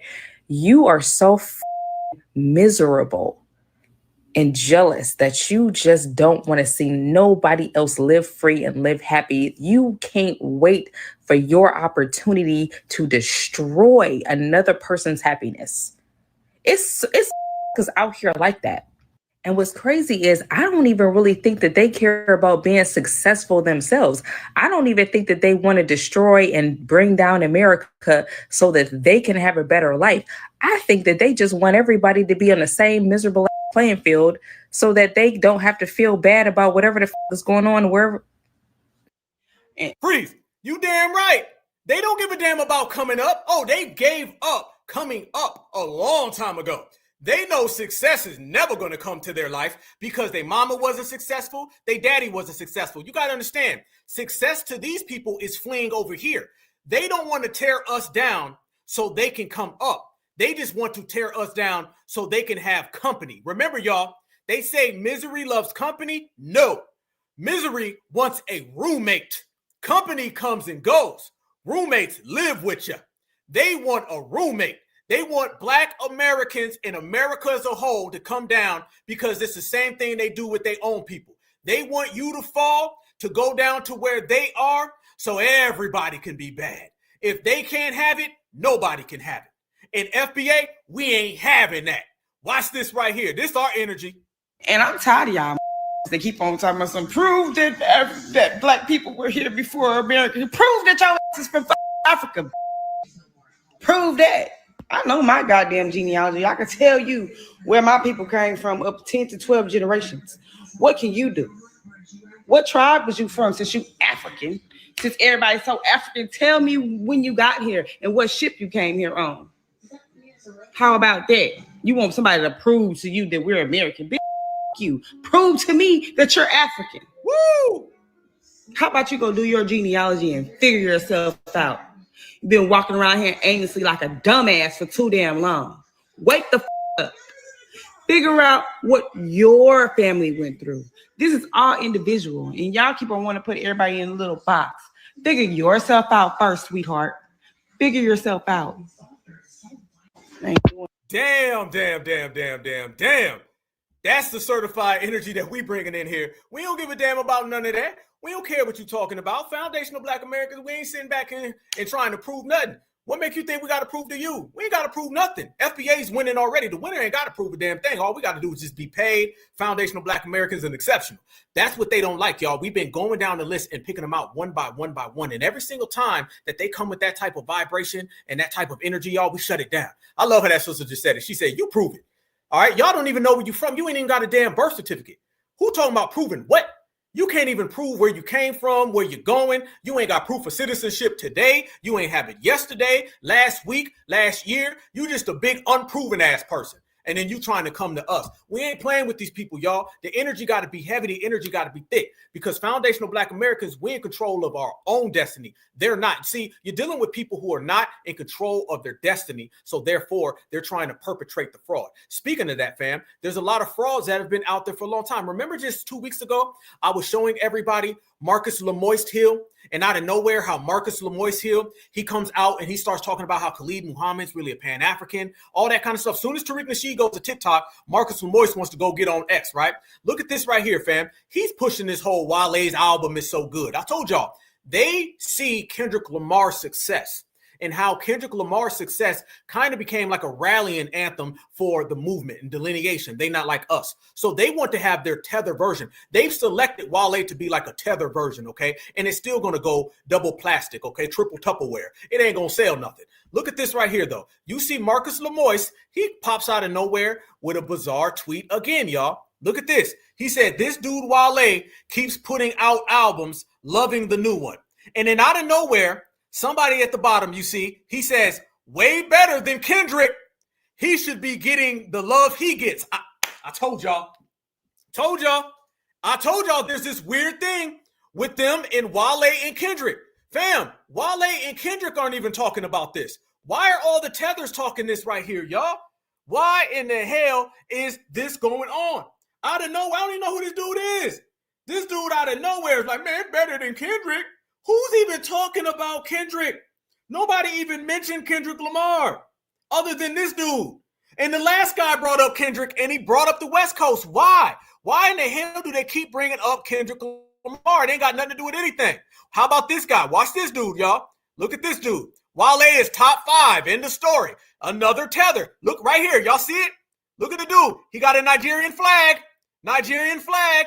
I'm telling y'all. Oh, we dropping receipts. We the doctor, DR, dropping receipts. Certified, thorough. You can't touch this, man. We in here cooking. Watch this. Another tether trying to push the tether friend. Do y'all hear? I ain't hearing nothing else. That boy Wale top 5. Do y'all hear this? I'm tired of y'all talking down on it, man. Hey, that boy Wale is top 5. We not discussing this anymore. There's nothing he can't do when he get in that book. There's nothing he can't do. Like he's had the ability for years to still remain relatable and also pop it, but still give you the struggles of where he's currently at. Like a lot of rappers, they lose themselves when they get to a certain point. They're no longer relatable, but there's stuff that he's saying in his music, like, damn, I'm going through this. Like, it's good to see that even as far as you can get, these are still real problems. Like, I don't think people be hearing this, man. I don't understand why. Like, man, I ain't hearing nothing else. Because we don't rock with it. That's why. And there you go. That's him. That's the other guy, fam. That's the guy who told Marcus Lemoyce, y'all getting tether energy from this dude? That's the dude who told Marcus Lemoyce Hill he feels that he's better than Kendrick. There you go. That right there, family. That dude, look, he's covering himself up. He hiding, y'all. You see, that's a tether. That's a tether out there, fam. And here's another tether. Look at this guy. There's another. That's the last guy that was just talking. You see the play here, fam? And then how about this guy right here? This guy is going to tell you Afro beats is the gateway to restore our dignity as Africans. Oh man, wait till y'all see this one. Wait until y'all see this. Y'all gonna be like, what the hell are these people talking about? Yes, family, watch. This guy is going to tell you that Afro beats is going to cause a whole renaissance amongst all the black people of the planet Earth. He tells you this damn tether really thinks Afro beats is going to come and save the day. Not delineation, not separation, not riding, not anti-supremacy. Nope. He tells y'all that Afro beats is going to take over the earth. Watch this, y'all. Afrobeats or African music in general, but in this case, I was speaking about Afrobeats, is a gateway to restore our dignity as Africans. Let me say that again. Afrobeats or African music is a gateway for us to restore our dignity as Africans. Before this new generation, before a lot of this Afrobeat to the world, and colonialism, pre-colonialism, not even pre-colonialism, colonialism and post-colonialism, there have been a very great war to take away our dignity as Africans all around the world, where our self-expression is seen like something that is lesser than. They see us as lesser humans. They see us as, I can't even go into the details.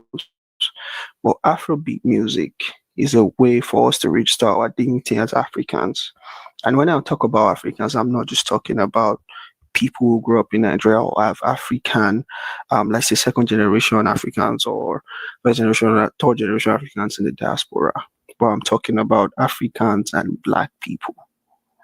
There's a great revolution happening. There's what's that shit called? It's called delineation, homie. I want y'all to notice, y'all. He says this Afrobeats, this man think there's an Afrobeats revolution that's going to stop the world from being colonized. I don't know what the hell they're talking about in Africa. Family, but watch this. He's going to use our term, Renaissance. Fam, they be listening. He doesn't believe a delineation Renaissance, Black American Renaissance. He thinks a Renaissance is happening because of Afrobeats. These people are lost. There's a great revolution happening. There's what's that shit called? Let me just call it a revolution. When it comes, a renaissance. That's the word I'm looking for. There's a renaissance happening right now, where all Black people are starting to bop to Afrobeat music. They're starting to bop to African music, and this is a gateway for us to restore our dignity as Africans.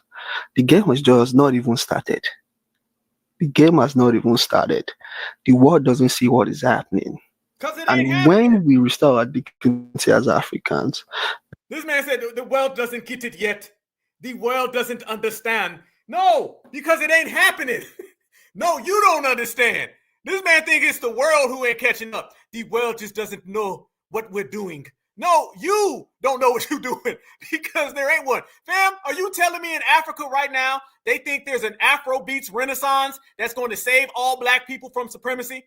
He ain't say nothing about marching, rallying, reparations, standing on business, lineage, nothing. He thinks Afrobeats is going to save Black folks. Damn. that's when we can truly embrace our role. That's when we can really take our place in this world. Afrobeat is just a gateway to restoring our dignity. I don't even want to go into how this is going to be a gateway for people to start connecting to their spirituality and more. But that's a controversial topic and a topic for another day. Well, let me know what you think and keep your comments. This is my first time talking like this, but let me know what you think. No, homie. No. There ain't going to be no damn Afrobeats revolution. Okay, ain't nobody going to say, you know what, y'all? We going to get reparations because of Afrobeats. If it wasn't for Afrobeats, we wouldn't have no damn money right now. This is hot, fam. We over here talking about y'all getting colonized. Okay, y'all getting snatched up right now. You got every colonizer over there rounding y'all up, and you think that there's a renaissance based on Afrobeats. You can't be more lost than this. You just can't be. I mean, there's some loss, and then there's whatever the hell he was talking about. They just out here breaking records, fam. And that's exactly what they do. They break records because they losing now in every single fashion that you could possibly imagine, y'all. They out here talking about this, that, and the other thing. FBA ain't rocking with that. FBA knows better. Foundational Black Americans, we got our own thing, y'all. We got our own thing. We got our own thing. And speaking of having our own thing, we have our own citizenship in our own country. And we don't have to worry about nobody coming over here and rounding us up the way that, they get rounded up. And since they get rounded up and we don't get rounded up, they got a problem with that and they're upset. Family, let me tell you the condition between foundational Black Americans and everybody else. While they're over there playing and joking, thinking everything's good, they joking with Joe Loft, all right? Black Americans is good. He said there's a revolution. He said there's a renaissance. Wale's running around here, don't know where the hell he's from, but we know he's a damn tether. This lady right here, she's very, very sad, y'all. Last week, it was somebody talking about the mosquitoes was going to come. Now this lady is having a whole Joe Loft breakdown because she says it's not fair to get deported. Family, enjoy this right here because foundational Black Americans ain't got these problems. Mrs. Joe Loft, the 53rd, she says a Sierra Leone lady has been deported from America to Ghana, and it really hurt her foo-foo heart. Watch this. Good afternoon, everybody. Good afternoon. I did make this video because with a heavy heart. This Fadima today is, 10, 11th, 12th of November 2025, 12 November 2025. Right now it's 1:20 in Texas. I did make this video with a heavy heart. I saw a video just now so disturbing. And it make my heart sick, and nobody never wants even an enemy for let something like this happen to her. With Sister Rabia Tukuyate, not a criminal, it was kind of America for company living from where he be a teenager at 18 or 19, And I see the video, and the dragon taking dignity away in Ghana. We don't black people them. They run away from the country where they don't live all these years, and then immigration pick her up, ICE pick her up.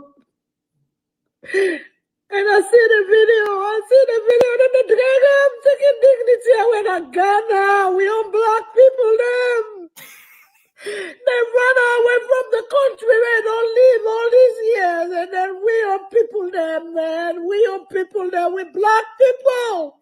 Fam, do y'all know what the hell she's saying? And then my people done not know. Then pani monotisa.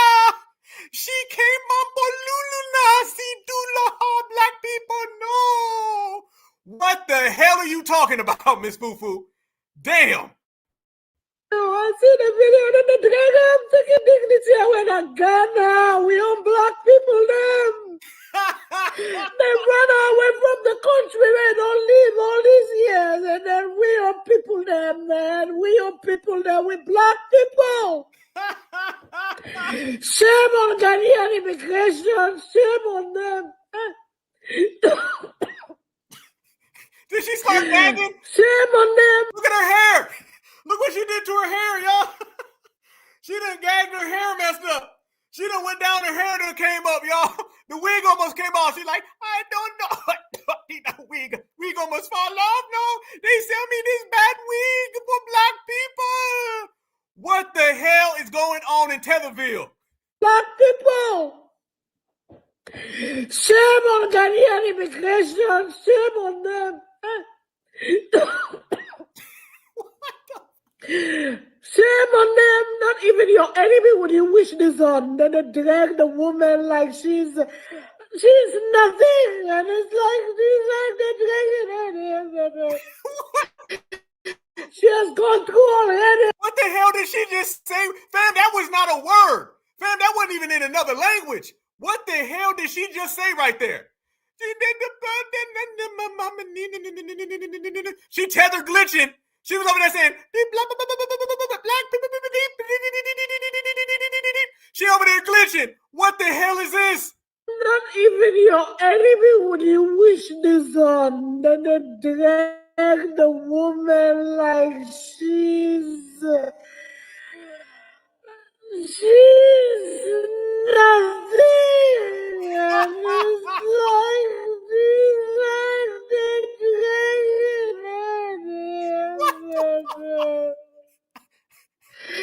she has gone through already a lot of trauma because all she knows in her adult life is the United States. What the hell was that? Maybe when you wish this on, then they drag the woman like she's nothing, and it's like they're dragging her. She has gone through already a lot of trauma because all she knows in her adult life is the United States.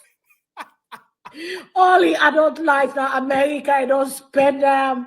She has built a life for herself. You don't try with in paper, I know able to go through. It is not easy to have papers here, especially after the war when people are begin with DV and they begin with their refugee business. They couldn't get it. No, we don't. And now today, we don't get it. I don't get your words, your verbs, your inflection. I don't know what the hell you're saying. I'm not the only one. No, we do not get it. That's what we can agree on. What the hell is this? And that woman you talking about, is this you? Is this you? She trying to make it look like she talking about a third person, family. This woman, she came and she got beat, and they took her away from here. No, that woman is you. And she wiping her nose. Your nose is running, okay? You bucked your nostrils. Your nose is running. The right side of your wig looks like it's going in the opposite direction of the left side of your wig. You ain't speaking English. You're glitching. Stop it, Miss Fufu. You're embarrassing yourself. Embassy, me salon people, them, yeah. Unala, we call on we government. Unala, we call on the Ghana people, the Ghanaian government. I call on the Ghanaian presidents. Una go save my sister, whatever it is. I don't know whatever the situation, but this is troubling. It's very, very troubling. Save my sister, whatever it is. I don't know whatever the situation, but this is troubling. Good, Lord have mercy. All in crime, we're coming just overstay America. That's the crime.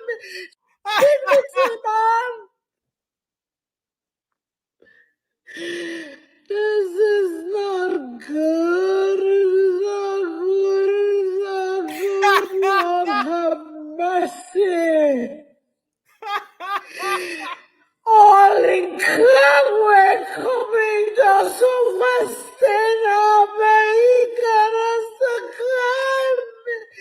She's not a criminal. We're going to do something. We're going to do bad things. What the hell is wrong with these people, y'all? I can't fix it. Y'all can't fix it. Your ass is about to go home. There you go, family. She was upset, wasn't she? Boy, woo, she was crying. These people don't do not right for me, no. Tether glitching, nose running, hurt, just broke down, everything. But that's it. You're going home, lady. You're talking about yourself, by the way. You're talking about yourself. Fam, they over there playing games. They ain't serious. They getting snatched up. They in them vans. The vans is pulling up. They got to ride on out. And everything that you were saying about FBA, it is what it is, okay? But I still don't hear you talking about problems in your homeland. All I hear about is America, America, America. Why you always talking about a country that you ain't even from so much? You dig? You need to start talking about your own thing. But then again, fam, we know their energy. And we know what they've been doing. And we know who they love. They love the dominant society. And they don't like when we be calling out. Y'all remember they was mad at us? They was talking about the Jamaica and all this kind of stuff. Y'all remember when we was pulling this out? And I'd be remiss, fam, if I didn't show y'all this. Y'all remember this? Y'all remember that Jamaican lady that dropped to her knees and crawled when she seen King Charles? This is what the last lady who was glitching was talking about. This right here is that mommy and daddy come save me every time they see Mr. Mayo. Watch.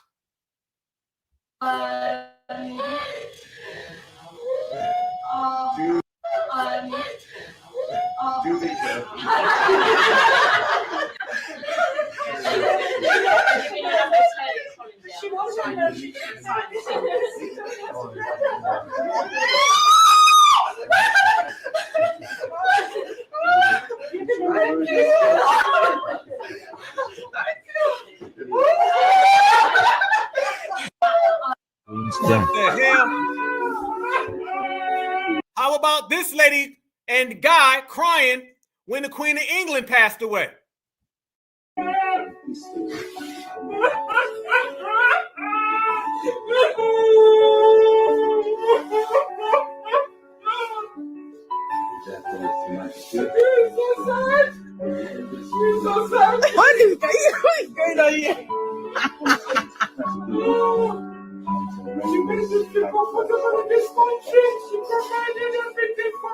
Queen's death.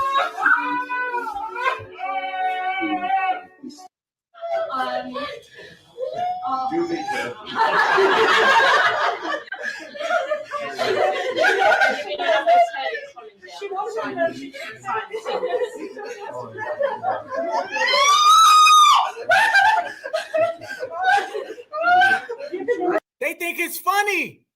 They think it's funny, y'all. Like they getting a kick out of this. She over there on her knees, y'all. Look at her. Look at that picture right there, y'all. Look at that. I told y'all. I said it. Anytime the dominant society come around, I told y'all they get on them knees. They get on them knees every time they see the dominant society, man. Boy, she was out there just bucking every damn thing, fam. Just straight up. That's how they operate. That's how they move, y'all. They love them some dominant society. They love it everywhere they go, everywhere they can get it, any way, shape, or form, or fashion. That's why we be out here exposing them, and that's why we be moving thoroughly and certified, because we not like that. You got to understand, fam, the hardest thing that we have as foundational Black Americans is wrapping our minds around that. Okay, it's hard for us to even fathom that. And I say that with all means, family. Black Americans have a difficult time understanding that level of colonized, that level of smut, that level of defeated, docile, submissive. It's hard for us to really understand it. It's hard, fam. It's like the ocean, right? I can't tell you what it's like to go into the Mariana Trench in the ocean. I can't tell you what it's like deep into the ocean, what's on the ocean floor. Humans can't go that far. That's how it is with tethers. My mind don't go that deep. I can't even fathom how deep these people are in terms of being defeated and loving white folks. It's hard for Black Americans to wrap our minds around it. The reason why it took so long for us to delineate isn't just because Black folks were trying to hold hands and we are the world. Fam, it was hard because we was like, yo, I can't wrap my mind around loving somebody that damn much. She got on her knees, fam. She was crawling. She was like on her knees. She was trying, fam. You got to stand up because that's their mama right there. Fam, that's their mama. You ain't going to talk about their mama. That's their mama. They ain't going for that. They loves them, they mama. And everywhere mama go, they on their knees on the floor. You see, I see, and we all watch it every single step of the way. But family, there's a guy out there, and he's telling everybody that he left America. Yeah. Fam, let's go there. I talk about the psyche in the main, mainframe, right? You got, for every one of those, you got somebody else running around here trying to tell us that we need to go back to Africa. And you got people saying they left Africa and how Africa is going to be the salvation for all Black people, right? Still selling us that. Black Americans ain't on that. Yeah, that's Mama Africa right there. That's Mama Africa. They love their Mama Africa. Let me show y'all. I kept this up personally on purpose. That right there is Mama Africa, and that right there is Daddy Africa. And don't let nobody tell you different. I'm going to tell you right now. You go over there right now. I promise you this, fam. Go over there right now, and you say something about her, that damn African in that corner, he going to be rolling them sleeves up. He going to be like, what do you mean? How could you talk about her? How dare you, Black folks? Oh, yeah, fam. Oh, no. Don't nobody love the dominant society more than the tethers. They love themselves more than the W's love. That's just how the game goes. You feel me? But watch this right here, y'all. This guy said that he went back to Africa. Family, didn't I not tell y'all? I said now is the worst time to ever invest in Africa. You still got these Negroes talking about diasporans moving to Ghana. Best choice I ever made. Watch this right here, my brothers and sisters. Why did I leave America? My desire to leave America was greater than my desire to come to Africa. Because if you look at what's going on in America right now, America is not safe. Africa is the solution to our 400-year problem in America. So you should never be. Africa is the solution to our 400-year problem. Africa ain't the solution for Africa's problems. Man. Right now, America is not safe. Africa is the solution to our 400-year problem in America. So you should never be afraid of coming to Africa because this is your nativity. America is the land of your captivity, in my opinion. You know, so coming to Africa was the best choice I could have made for myself and my family. And we love it.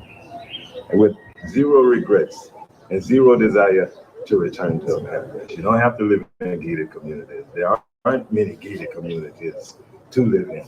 And I guarantee you, 3 years inside that gated community, you're gonna wish you had made a different choice.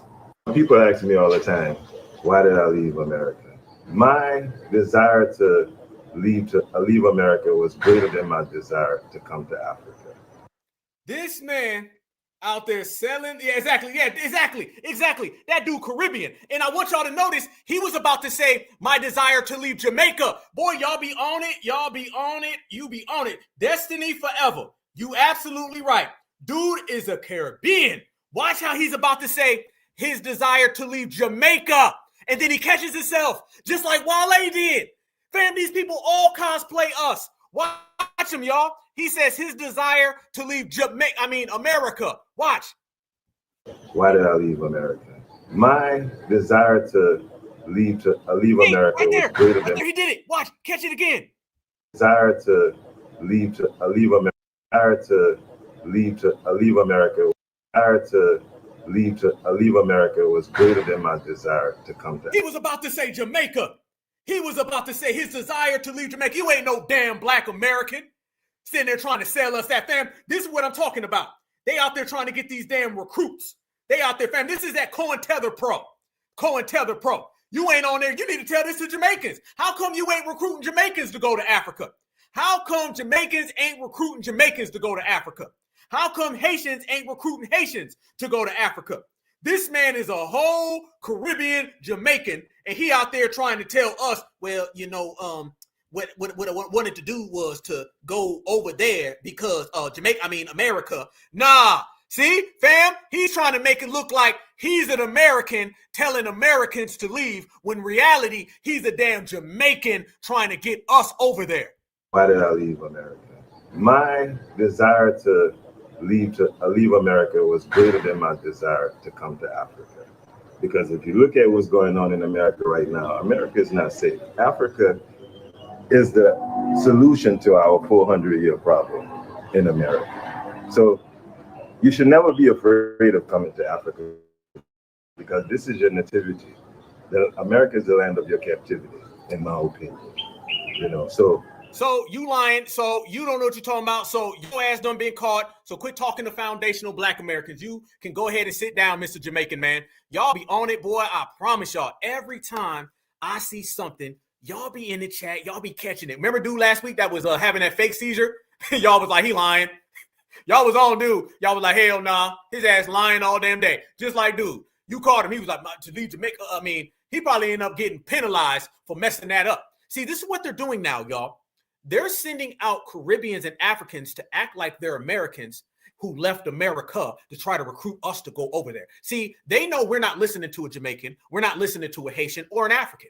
So they got to make somebody be a black American and pretend to be a black American so they can try to convince us. It's like your teacher can't get you to do something, so they have your parents say it. Or a parent can't get through to you, so they have your brother or sister say it. They got to come up with props and proxies now to try to convince us to go to Africa. It ain't working. It ain't working, fam. He thought that was a slick move. We ain't listening to the person who's from America telling us to go over there. No, hell no. Africa is the last place you want to be right now, brothers and sisters. It is so down bad in Africa, fam. They are crashing out quick as ever. Every time you turn around, there's something bad going in Africa. Family, did y'all see that the Nigerian stock market crashed 1.3? I think it was like damn $1 trillion.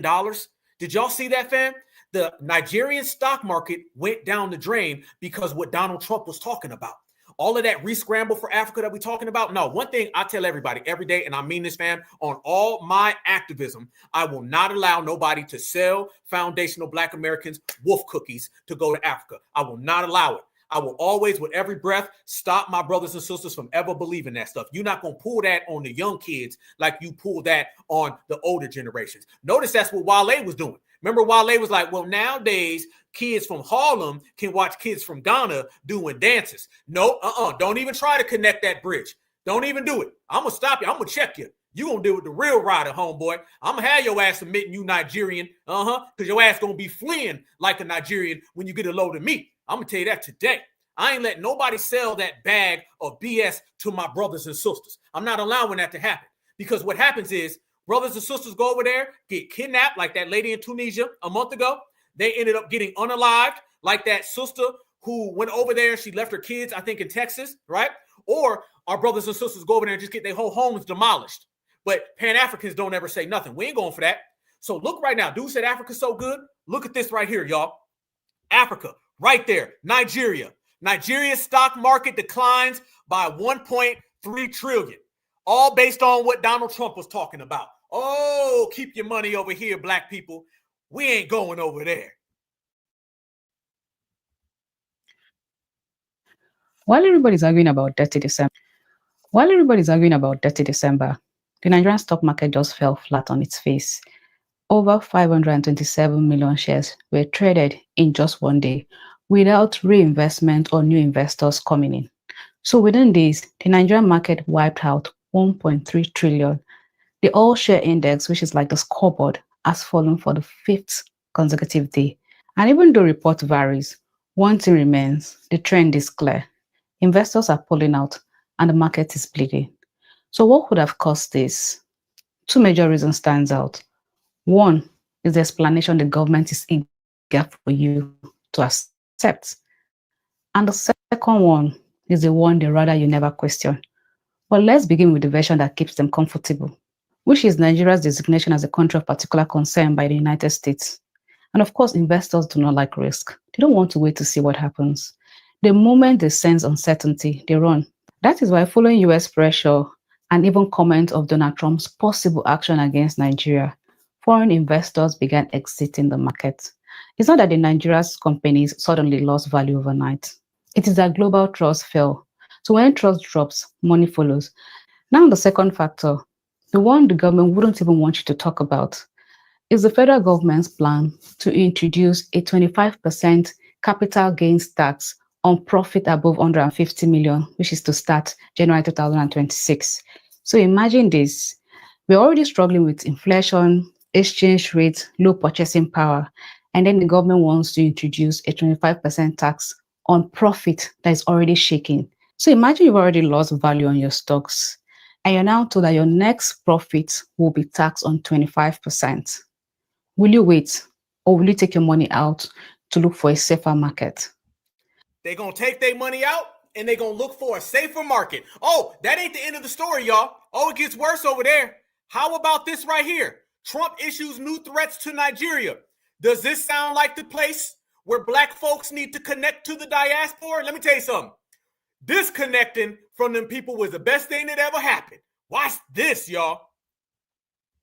Issued a new threat to Nigeria.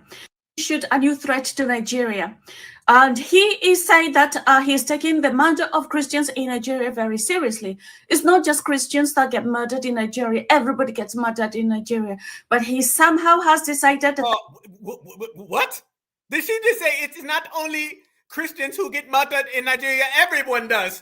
Damn, that's a glowing endorsement. Jeez. Threat to Nigeria. And he is saying that he's taking the murder of Christians in Nigeria very seriously. It's not just Christians that get murdered in Nigeria. Everybody gets murdered in Nigeria. But he somehow has decided that that is the Christians that get killed. And many of the people that do the killing are Boko Haram, who were, as one of the American senators stated, was funded by the American US aid. And Trump is looking to position his soldiers in the oil-rich region of Nigeria in order to save these Christians. So he wants to have a military base in the they coming. The oil-rich part of Nigeria so that he can protest these Christians. And these Christians, if they were to flee to America, he would have them deported back to Nigeria. You could make this shit up. But you know what? It would be funny if it wasn't so serious, because this is what they do. This is literally the rhetoric of what the Western World stands for basically they fund the militia, they provide them with equipment and everything, and then they shout, oh, look at the abuse of human rights, we will come and save you. And weirdly, some Nigerians have been celebrating this. He doesn't care about you. If you are in America, you'll probably get arrested by ICE and deported to any random country. He doesn't even care where you're. Just when I think that America has been terrible to Black people, I find out even more gruesome details about what they have done to Black people. I didn't even know that American government experimented with plutonium. So basically, don't worry about what's going on. See, that's your damn problem, tether woman. I did not know that the American government experienced all types of things with Black people and experimented. Yeah, but you just sat there and told me what's going on in Africa and you glazed over it. Boom. Here's what's happening. Over there right now, clear as day, we already broke it down, fam. They're going to go into Africa straight up and down. You see it. They're getting everything in order. The news is starting to talk about it more. We already know the play and the agenda. Here's the thing. All of those Christians that want to flee to America, they're going to get sent back over there. So if you flee from America's invasion to America, ICE is going to pick you up. Sounds like you ain't got nowhere to go. Sounds like you in between a rock and a hard place. Sounds like, again, for the meantime, you need to quit worrying about foundational Black Americans and worry about what you got going on over there in Africa. It looks like you ain't got nowhere to go but to sit there, fight, and build your homeland. You know what, fam? That might be good. That might be a good thing. Because think about it, y'all. What did she say? She said they're going to invade Nigeria, and people who want to flee, they have to go over to America. Why do you want to flee? That's my question. You just told me that there's about to be an invasion of your homeland, and the first thing you're thinking of is flee. Fam, foundational Black Americans, my good brothers and sisters, beautiful people.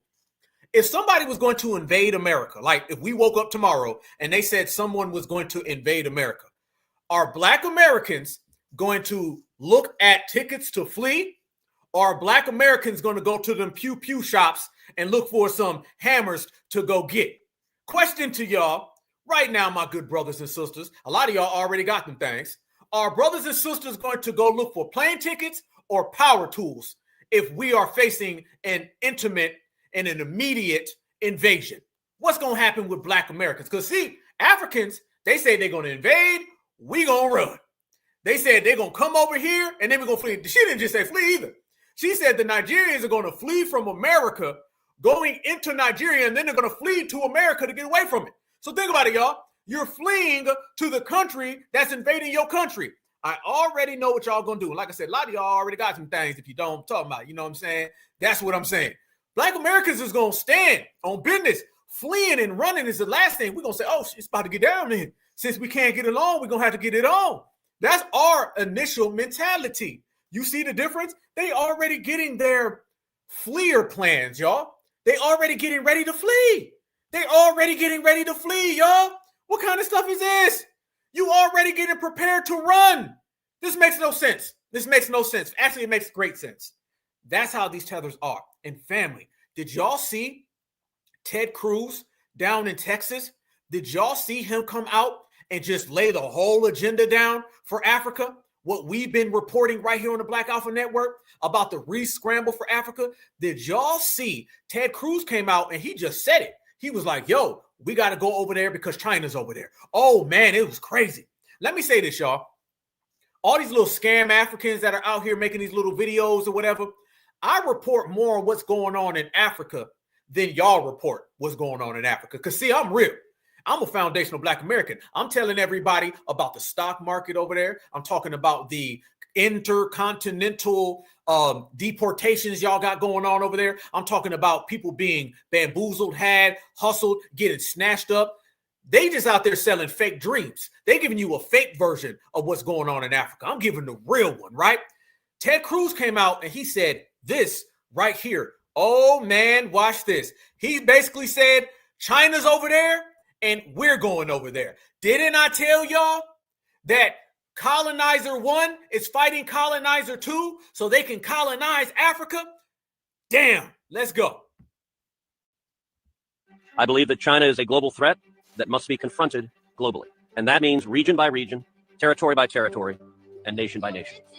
The challenges posed by China and Africa are vast. Today's hearing focuses on China's dominance of critical minerals in Africa. and on the importance of strengthening U.S.-Africa partnerships to secure the United States supply chain of critical minerals. That was U.S. Senator Ted Cruz speaking in July during the Senate subcommittee hearing on critical minerals and the relationship between the U.S. and Africa. As you might have guessed from watching that clip, his entire monologue was about how the U.S. intends to battle China for control over the supply chain of rare earth minerals, which form the basis for most of today's and tomorrow's. Look at that flag right there, y'all. America on one side, China on the other side. Not to mention the Arabs who are in Sudan and the Arabs who are up there in Northern Africa. Not to mention the Russians who are getting down with Ibrahim Traore. Not to mention these people coming in from NATO. That right there is your current condition. Ted Cruz came out and said it. We want the natural resources and China wants them too.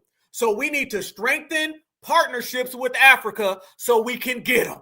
There you go. Oh, let me tell you something. When China and America both want the same natural resources, they don't sit down and have a Coca-Cola and shake hands over it. Somebody about to get physical. And here's the thing, y'all. They getting physical on the Africans' block. They coming to your hood to fight. Family, it's as simple as this. Let me say this, and I'm going to get right back to Mr. Fufu. Let me say this. Imagine two different people, two gangs. Gang over here and gang over there. They're going to fight each other. Two different gangs. But they're not going to fight each other in his neighborhood or in his neighborhood. These two gangs are going to come to your living room and have a fight that doesn't even involve you in your household. So you're going to have America and you're going to have China, and they're going to have a battle in Africa, and the African will not be fighting to run them out of Africa. The African will be fighting on behalf of who's their favorite. Some Africans are going to choose China. Some Africans are going to choose America, but none of the Africans will be choosing Africa. That's the reality of the rescramble for Africa. That's the reality of the Berlin conferences, of the Shanghai conferences, of the Russian conferences. They're going to have a conference about Africa. Africa won't be invited, but everything is about what Africa got. As a matter of fact, I messed up my example. I got even a better one. They fighting in your living room for the right to take your couch and to take your television and to take your car. So they're not just fighting in your house.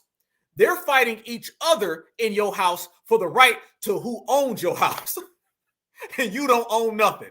Only an African. Here we go. This is even further, y'all. And they're going to talk to all of those contractors, and they're openly saying, we're going into Africa. Technology. The only times he mentioned the word Africa in the entire clip, which you can find here on his YouTube channel, was when the term critical minerals came immediately before or immediately after. So it's not a secret what Ted Cruz is after and what he represents. Or at least it shouldn't be a secret to anyone who follows global news and current affairs, even cursorily in this information age. Which is why it has been somewhere between disappointing and absolutely terrifying to watch the reactions of a number of people living right here on the China versus USA critical minerals battleground continent to some other things that Ted Cruz. What he's saying right here, brothers and sisters, what he's saying is that it's disappointing that a lot of Africans are falling for it. And I'm going to read you some of the tweets that he's talking about. After Ted Cruz said that, here's an African named Maza. He said, God bless you, sir. Look at this, fam. Africans just sat there and seen Ted Cruz. We don't trust Ted Cruz in America. Black Americans don't rock with no damn Ted Cruz. Ted Cruz in Texas just sat there and said, we need to go get the minerals in Africa before the Chinese do. And an African guy right here said, God bless you, sir. I'm telling you, they want him to come in. This is what it is. The next person. Thank you. Look at the next person. For someone I followed for a long time, God bless you, Ted Cruz. I can barely see around this goddamn tether hairline, but you get the point. Look at this. That's what they want. This is what it is, family. How about this person? Please keep speaking against the evil. Yeah, he is the damn evil. This is what it is. Somebody said he got a fleeing hairline. You ain't lying. Hairline done left. Didn't even pack a bag. Damn. Genocide at the hands of conveniently amorphous Muslim attackers. According to Ted Cruz, who definitely, absolutely knows where to find Nigeria on an unmarked global map, and isn't blatantly million or 100 million. Why is that relevant? You don't know anything about the country. I didn't say I don't know. Colonized. And if so many of these countries around the world are incapable of governing themselves, then it's time for us to just put the imperial hat back on to say, we're going to govern those countries if you're incapable of governing. the ethnic mix of Iran.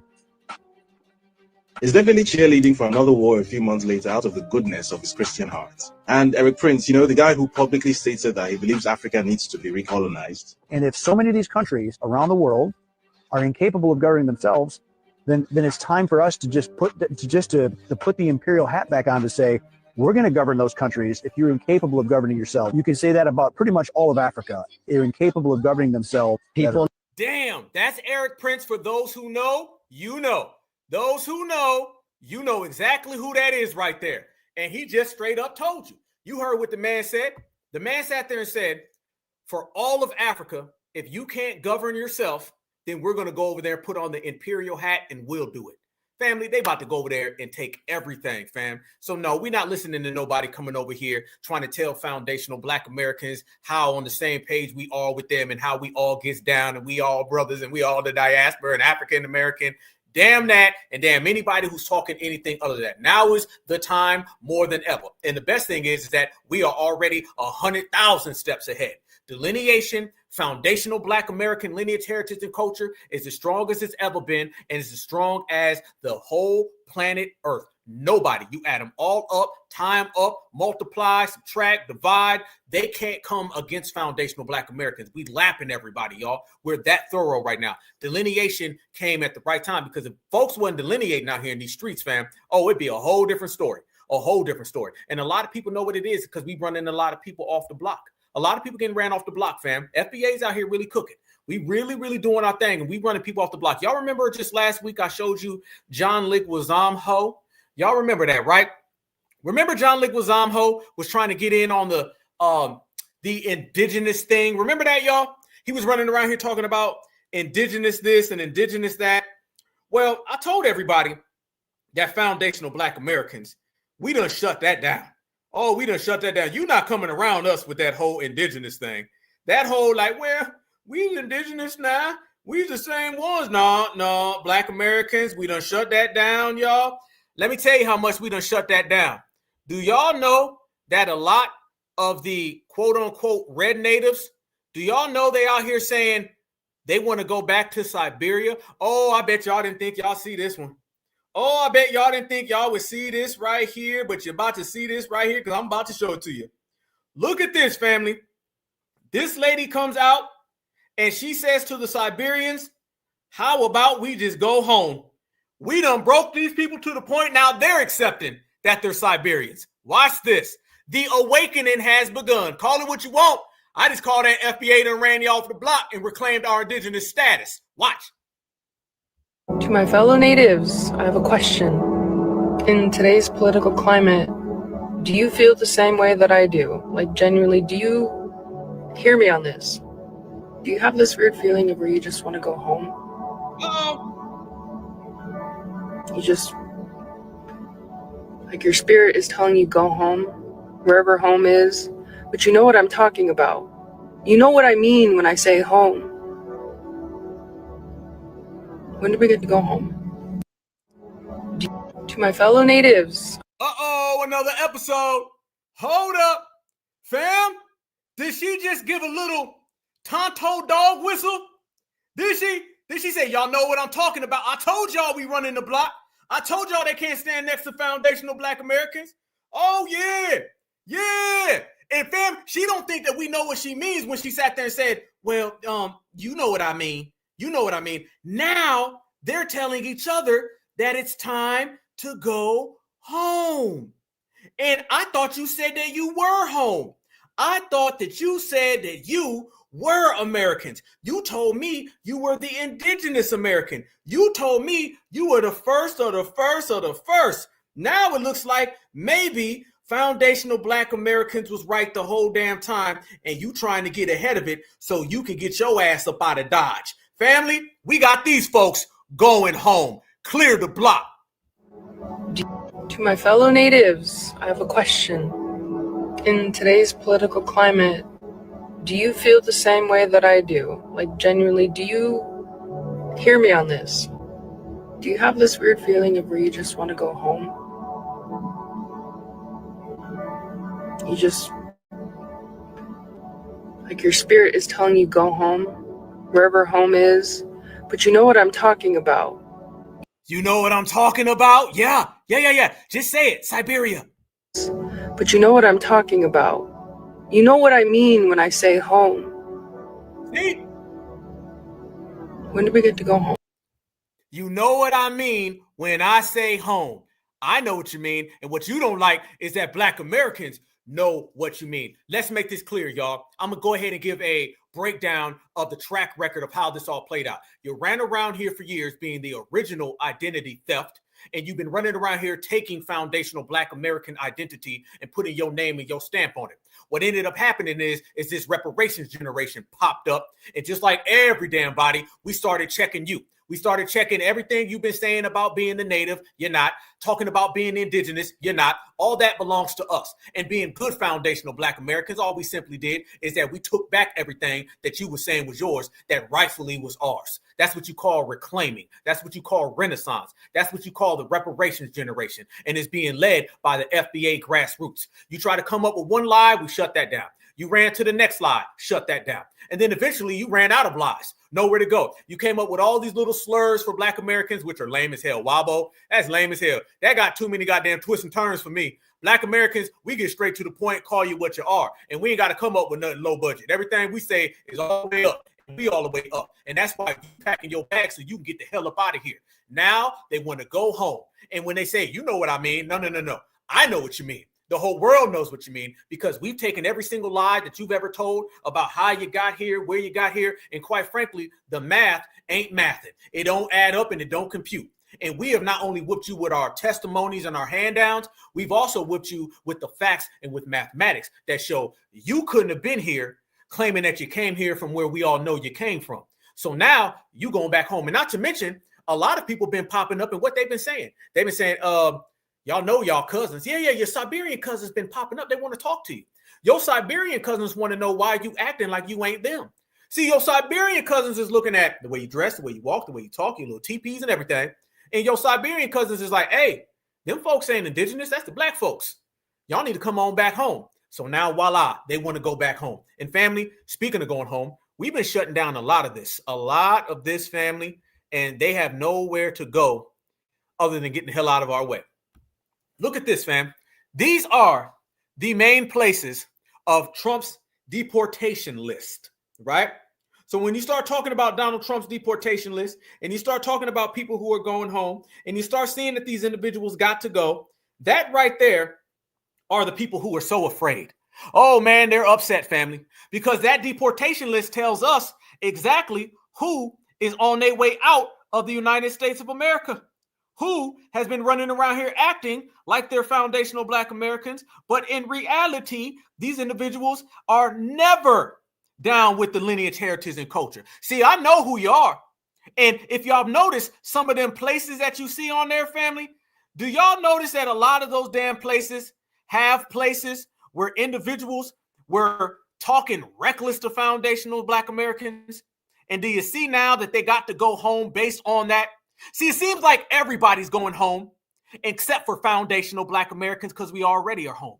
You see, when I tell y'all that we win and we run the game and we shut things down, that people hit U-turns, bust blocks, and spin all the way back to their native land, everybody is on their way home, and foundational Black Americans are going to stay home. And it feels damn good. Why does it feel so damn good, family? Because when reality sets in, all across this whole goddamn planet, it's all going to go back to what foundational Black Americans said in the very beginning. This is our homeland, and there ain't a damn thing that you can do about it. You better just accept it. And when you start talking about accepting things, fam, remember them folks was running their mouth. They was talking, oh yeah, everybody going home, fam. Everybody go, fam, this is what it was. Let me tell you something. This is what it was going to be in the beginning. You're just watching it happen. We didn't sit down here and prophesize nothing. We just knew what the facts were. Everybody's going to go home because remember, y'all, we didn't fly here. We reside here. We didn't come here. We're from here. We ain't flew here. We grew here. Everybody else just showed up. This is just the way the game goes. You got to go home. You got to go back to where you came from because you ain't from here. And now the world knows it. And since FBA's been out here wrecking shop, shutting things down, everyone has to understand it. And speaking of things that we've been understanding, that we've been saying, I want y'all to notice, fam. Democrats, Republicans, politically shut them down. All they lies. All the tethers, all the hoppers, all the mops, shut them down their lives. All the $1 and $2 tontos, shut them down. But there's another thing the FBA has been out here shutting down that no one really wants to talk about. I send the biggest certified salute to the great Kaba Hiawatha Kamene. I got this from his Instagram, and he posted this the other day. And by the way, I have an interview with Kaba Hiawatha Kamene. It's going to be coming up real soon, and we're going to talk about the real indigenous Black Americans, family. And let's just say it's not $2 tonto. Kaba Hiawatha Kamene posted this the other day, family, and I had to get it to show to you guys. Black Americans, we don't trust none of your fake DNA studies and DNA tests. They thought that they was going to keep us in that DNA direction. Somebody made it real clear the other day. You're absolutely right. What it wasn't the guy who sent in his stuff and it came back Labrador. It wasn't a human that sent it in and it came back Labrador. What it was, he sent in his Labrador and it came back Nigerian, right? Black Americans, we are not going for any lie that anyone's ever told us. We don't care how long you told us. We don't care if the previous generations fell for it. We don't give a damn. We're operating right now, today. It doesn't matter if you're in your 20s, your 30s, your 40s, your 50s, your 60s, your 70s, your 80s, your 90s. I don't give a damn if you're 100 years old. If you are living, breathing, on code, certified 100, Black American, we don't believe ish that nobody says. We only believe what we say. Fam, I don't have to go ask nobody about DNA. I got all the brothers and sisters who already know. I don't have to ask nobody about the Bering Straits and who really came here. Brothers and sisters know. Politics, economics, social, entertainment, mentally, physically, spiritually. I got all types of spiritual brothers and sisters if I need a question answered. So what we've come to find out now, y'all, we don't got to go nowhere for any of our answers. All the answers now are coming from inside of this house. And our inside of this house is better than everybody else on the outside of this house. Sounds like we got it made. And I'm just going to put it flat like that. So we've been calling out all this fake DNA stuff. And we've been calling out these companies that are out there perpetrating and coming up with these fake DNA results. Black Americans do not believe your fake DNA results because I understand what you're going to always try to do is tie us in Africa. I've seen studies and I've seen calculations that show when they see a Black person, they uplift and uptick the African. Okay. And let me say this as well, fam. And I ask this to everybody. Tell me this. Me and my brother always talk about this. Certified salute to my brother. We always talk about this. They'll say Black Americans have this much in us from Africa. We got this much European, and they'll say we got this much Native American. Family, what does the Native American, Tonto, what does his DNA test show? Somebody tell me. You can sit here and talk about Black Americans got African and European and all this stuff. Let me ask some goddamn questions, okay? What does Tonto's DNA results look like? Does it go back to Siberia? How come everyone's so fixated with DNA from us, but ain't nobody talking about his DNA? How about Tonto sits down and he does his DNA and let's see where it goes back to. I know it don't start here in America. So where does yours go back? Everybody want to get us to do some DNA so they can try to Africanize and Nigeria us and twist the game up and come up with all these fraud ass numbers. How about you sit down and tell me where yours comes from? Y'all notice they don't never want to do DNA studies. They don't never want to talk about DNA. They always quiet about their DNA studies. They don't never do that. I want to see $2 Tonto sit down and I want to see his DNA results. I bet it says Siberia, Siberia, Siberia, Siberia. I bet it does. I'm telling them, I want to see your test since everybody's worried about mine. And I know one damn thing, Black Americans ain't falling for none of it. Watch this. Shout out to Kaba. And this is why Black Americans don't believe your DNA test. Only thing we know is certified foundational Black Americans because grandma don't lie. Let's go.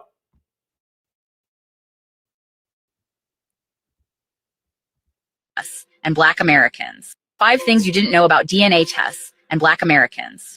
First, leaked internal documents from major testing companies reveal they actively suppress Native American markers in Black customers' results. These companies use special algorithms designed to inflate African percentages while hiding indigenous ancestry. Second, genetic counselors receive training manuals instructing them to dismiss Native American results in Black patients as database errors. They're told to redirect conversations back to African heritage, even when Native markers are clearly present. Third, the federal government provides financial incentives to DNA companies that maintain the African narrative.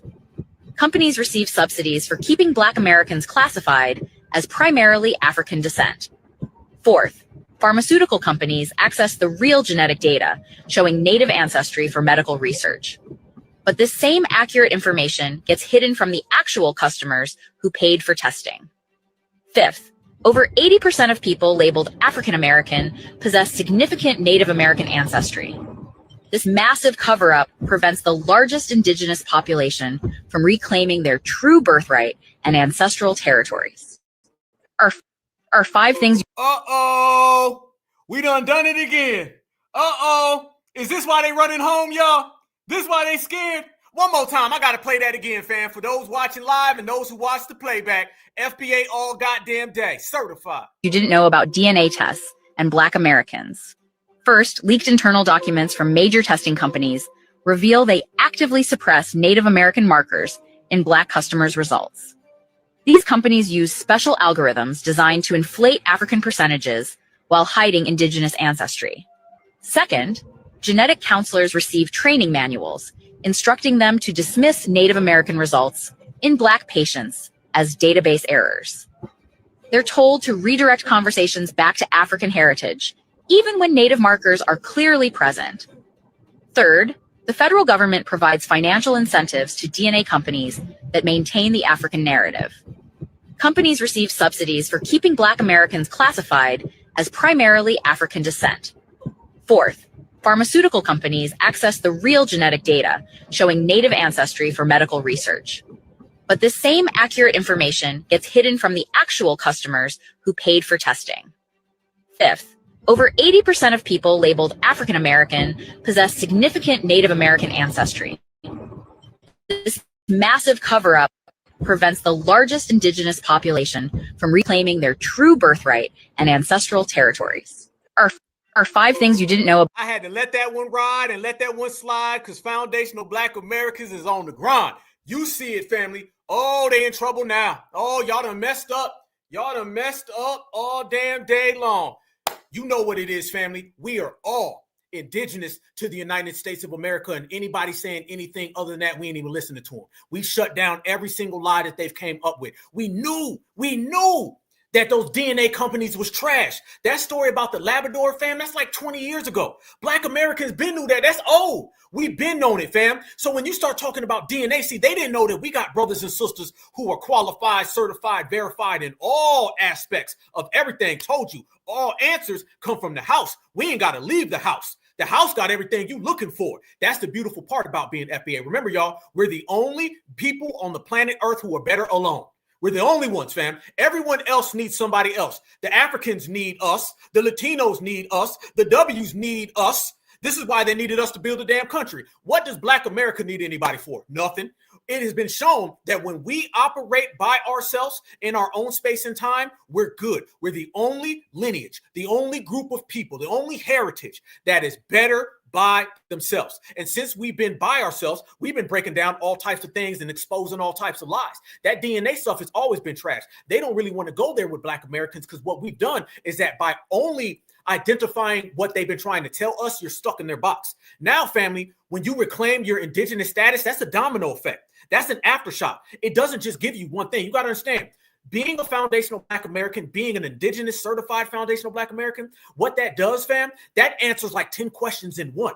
See, we've been going at it, fam. We ain't been onesies and twosies. Fam, we've been 2, 4, 6, 8. Going all the way down the line, fam. Give me one answer and I've answered 1,000 different questions, fam, because you are the question and the answer. You are the foundation. You are the ones who started this damn thing, and you will always be the ones who are going forward while everyone else is falling back. Speaking of falling back, let me tell you what we've crashed all the way out on these people, y'all, and they can't stand it. Y'all remember this right here, my good brothers and sisters? How about this one? This is why they want to go home. Native American roots. The ancestors of all present-day Native Americans derive from a single migration from East Asia and Siberia into the Americas. The migration from East Asia occurred no later than 23,000 years ago during the Ice Age that lowered the sea level. So the route could be walked. A split between the northern and southern branches of North Americas occurred 13,000 years ago. Okay, so you couldn't have done it 23,000 years ago. You did it 13,000 years ago. This right here is what they sold Black Americans and all Americans for hundreds of years. And this right here, quite frankly, fam, we have deemed irrelevant. Nobody in the scholastic world, the academic world, values this anymore. This has been canceled because if you came here 13,000 to 15,000 years ago, that 23,000 is bullshit. That 15 to 13,000 years ago cannot explain how we have things that predate that by 100,000 years. Meaning, if you came here 13,000 years ago, then how come right here people been here for hundreds of thousands of years ago? Last time I checked, I can take your 13 and add a 0, and that still ain't where we at with it. You've been shut down. You've been canceled. So that's why they who are here want to go back there. Oh, it's going to be a migration up in here. It's going to be Tonto going on back to deal with his friends in Siberia because foundational Black Americans don't reclaim all the indigenous status. Family, I want you to understand. They spent thousands of dollars, hundreds of thousands of dollars, millions of dollars, hundreds of millions of dollars to get everyone to believe this, and we canceled this out in 2 years. That is how certified foundational Black Americans are. Being certified, that right there is what I was telling y'all about Wale and him saying Akata to his friend. Y'all see that, right? Yep, that's what I was telling y'all. That lady, she said, at Wale, ha, ha, ha, ha, Akata, my mom warns me about dating them. She was responding right there, replying to Wale. Y'all see that? African lady. All of Wale's tweets to this woman were deleted. So he was making jokes about Akata. Send his ass packing. But we ain't done. We got more. Look at this lady right here, y'all. This lady comes out and she starts telling $2 Tonto that he can't be like Pedro.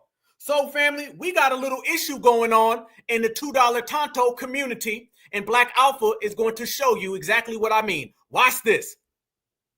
These things, if you go back to Mexico, are you going to be recognized as an indigenous person, part of the tribal nations in Mexico? Most of the answer is no. So why do you think you could come to the United States and take our resources and take our terms and decide that you want to be us? Number one, you don't know anything about us, and you're trying to boost. You're just like kind of co-opting our terms, trying to co-opt everything we have. Why are you doing that? Stop. Now what you have, family, is the Mexicans are going at it with the $2 Tontos because they are all beefing based on the fact that we pulled the rug from underneath them about who they really are. Look at this, fam. A pan-indigenous equals co-opting. When indigenous people from Mexico, Puerto Rico, Central America, and the Caribbean identify as indigenous, we are not trying to be U.S. native nations. We are being who we are. Recognizing shared struggle under colonialism is not appropriation, it's kinship across stolen lands. Oh, they beefing now, y'all. Oh, they beefing. We ain't done. Watch this, fam. Watch this. We're not taking resources. We're surviving in a system built on displacement. Many indigenous migrants are fleeing poverty, violence, and climate collapse conditions caused by U.S. imperialism, extractive capitalism, and settler colonialism. Calling them resource takers sounds exactly like conservative anti-immigrant rhetoric, not indigenous solidarity. Ain't that the same thing? When the Africans say y'all's being xenophobic, fam, are they having a you being xenophobic, you being mean to me? Do y'all know that Mexicans are telling Tonto that he's a hate group now? Do y'all know that? So Pedro told Tonto he's a hate group. Pedro told Tonto he's xenophobic. Pedro told Tonto he's not indigenous. So family, has foundational Black Americans broke these people in their lives to the point that they're pointing the finger at each other and having a full-fledged battle on who can stay and who can go? And why are they doing that, y'all? The reason why they're doing that is because certified foundational Black Americans have made the block hot, and we've made it clear. None of you people have foundational Black American indigenous status. None of you people built this land. So first thing they did, y'all, was turn on each other, start fighting each other. And the videos get worse and the statements get worse, y'all. Oh yeah, they out there going back. Their terms are not yours alone. This is lateral violence. So Native Hawaiians fit underneath the definition of being Native people. Puerto Ricans do not, and neither do Mexicans. Because again, one of the things that you guys need to understand is that when you claim to be of an indigenous place, it needs to be within the boundaries of a country. There they go. Look at that, family. Uh-huh. Oh, we not done yet? No, we not done. How about this right here, good brothers and sisters? Now let's get to the ancestry. Let's get to the DNA results. Let's get to the facts, what they don't want to talk about, but we going to talk about because we bought it, y'all. First and foremost, let me say this. They beefing, y'all.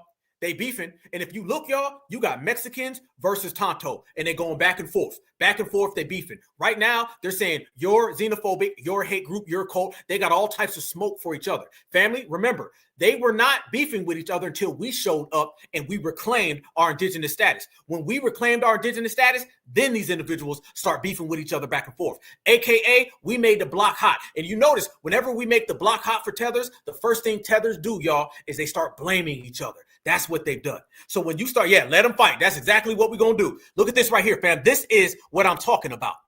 Average ancestry. On average, the genome of self-identified Black Americans is approximately 73% to 80% African, cap, 19 to 24% European, capped, and a small percentage, around 1%, Native American, cap. Individual variations. There is a substantial variation among individuals with European ancestry, percentages ranging from 0 to over 70. Cap. Notice how they're playing with these numbers, brothers and sisters. Notice how they're trying to spin it and flip it, right? I want y'all to see this. Historical context. The majority of the European admixture occurred before the Civil War. Studies, how do you know? Wait a minute. Fam, just like the Labrador, how the hell you know? How do you know? How did you go back and place the time frame of the admixture of Europeans with Black Americans? How in the hell did you know the time frame in which that occurred? They don't do this with nobody else's numbers, y'all. When it comes to somebody else, they sit there and say, well, we not sure, and it could be. Notice they got all these damn answers with us. Oh, it's 73%/80 and 19/24. And it occurred 2 days after the Civil War. And the XYZ45 chromosome, it came up on a Wednesday. Had it been Thursday, it would have really been Saturday. But we can't tell that much right now. You say all of that, but you don't say what the Native American quote unquote is.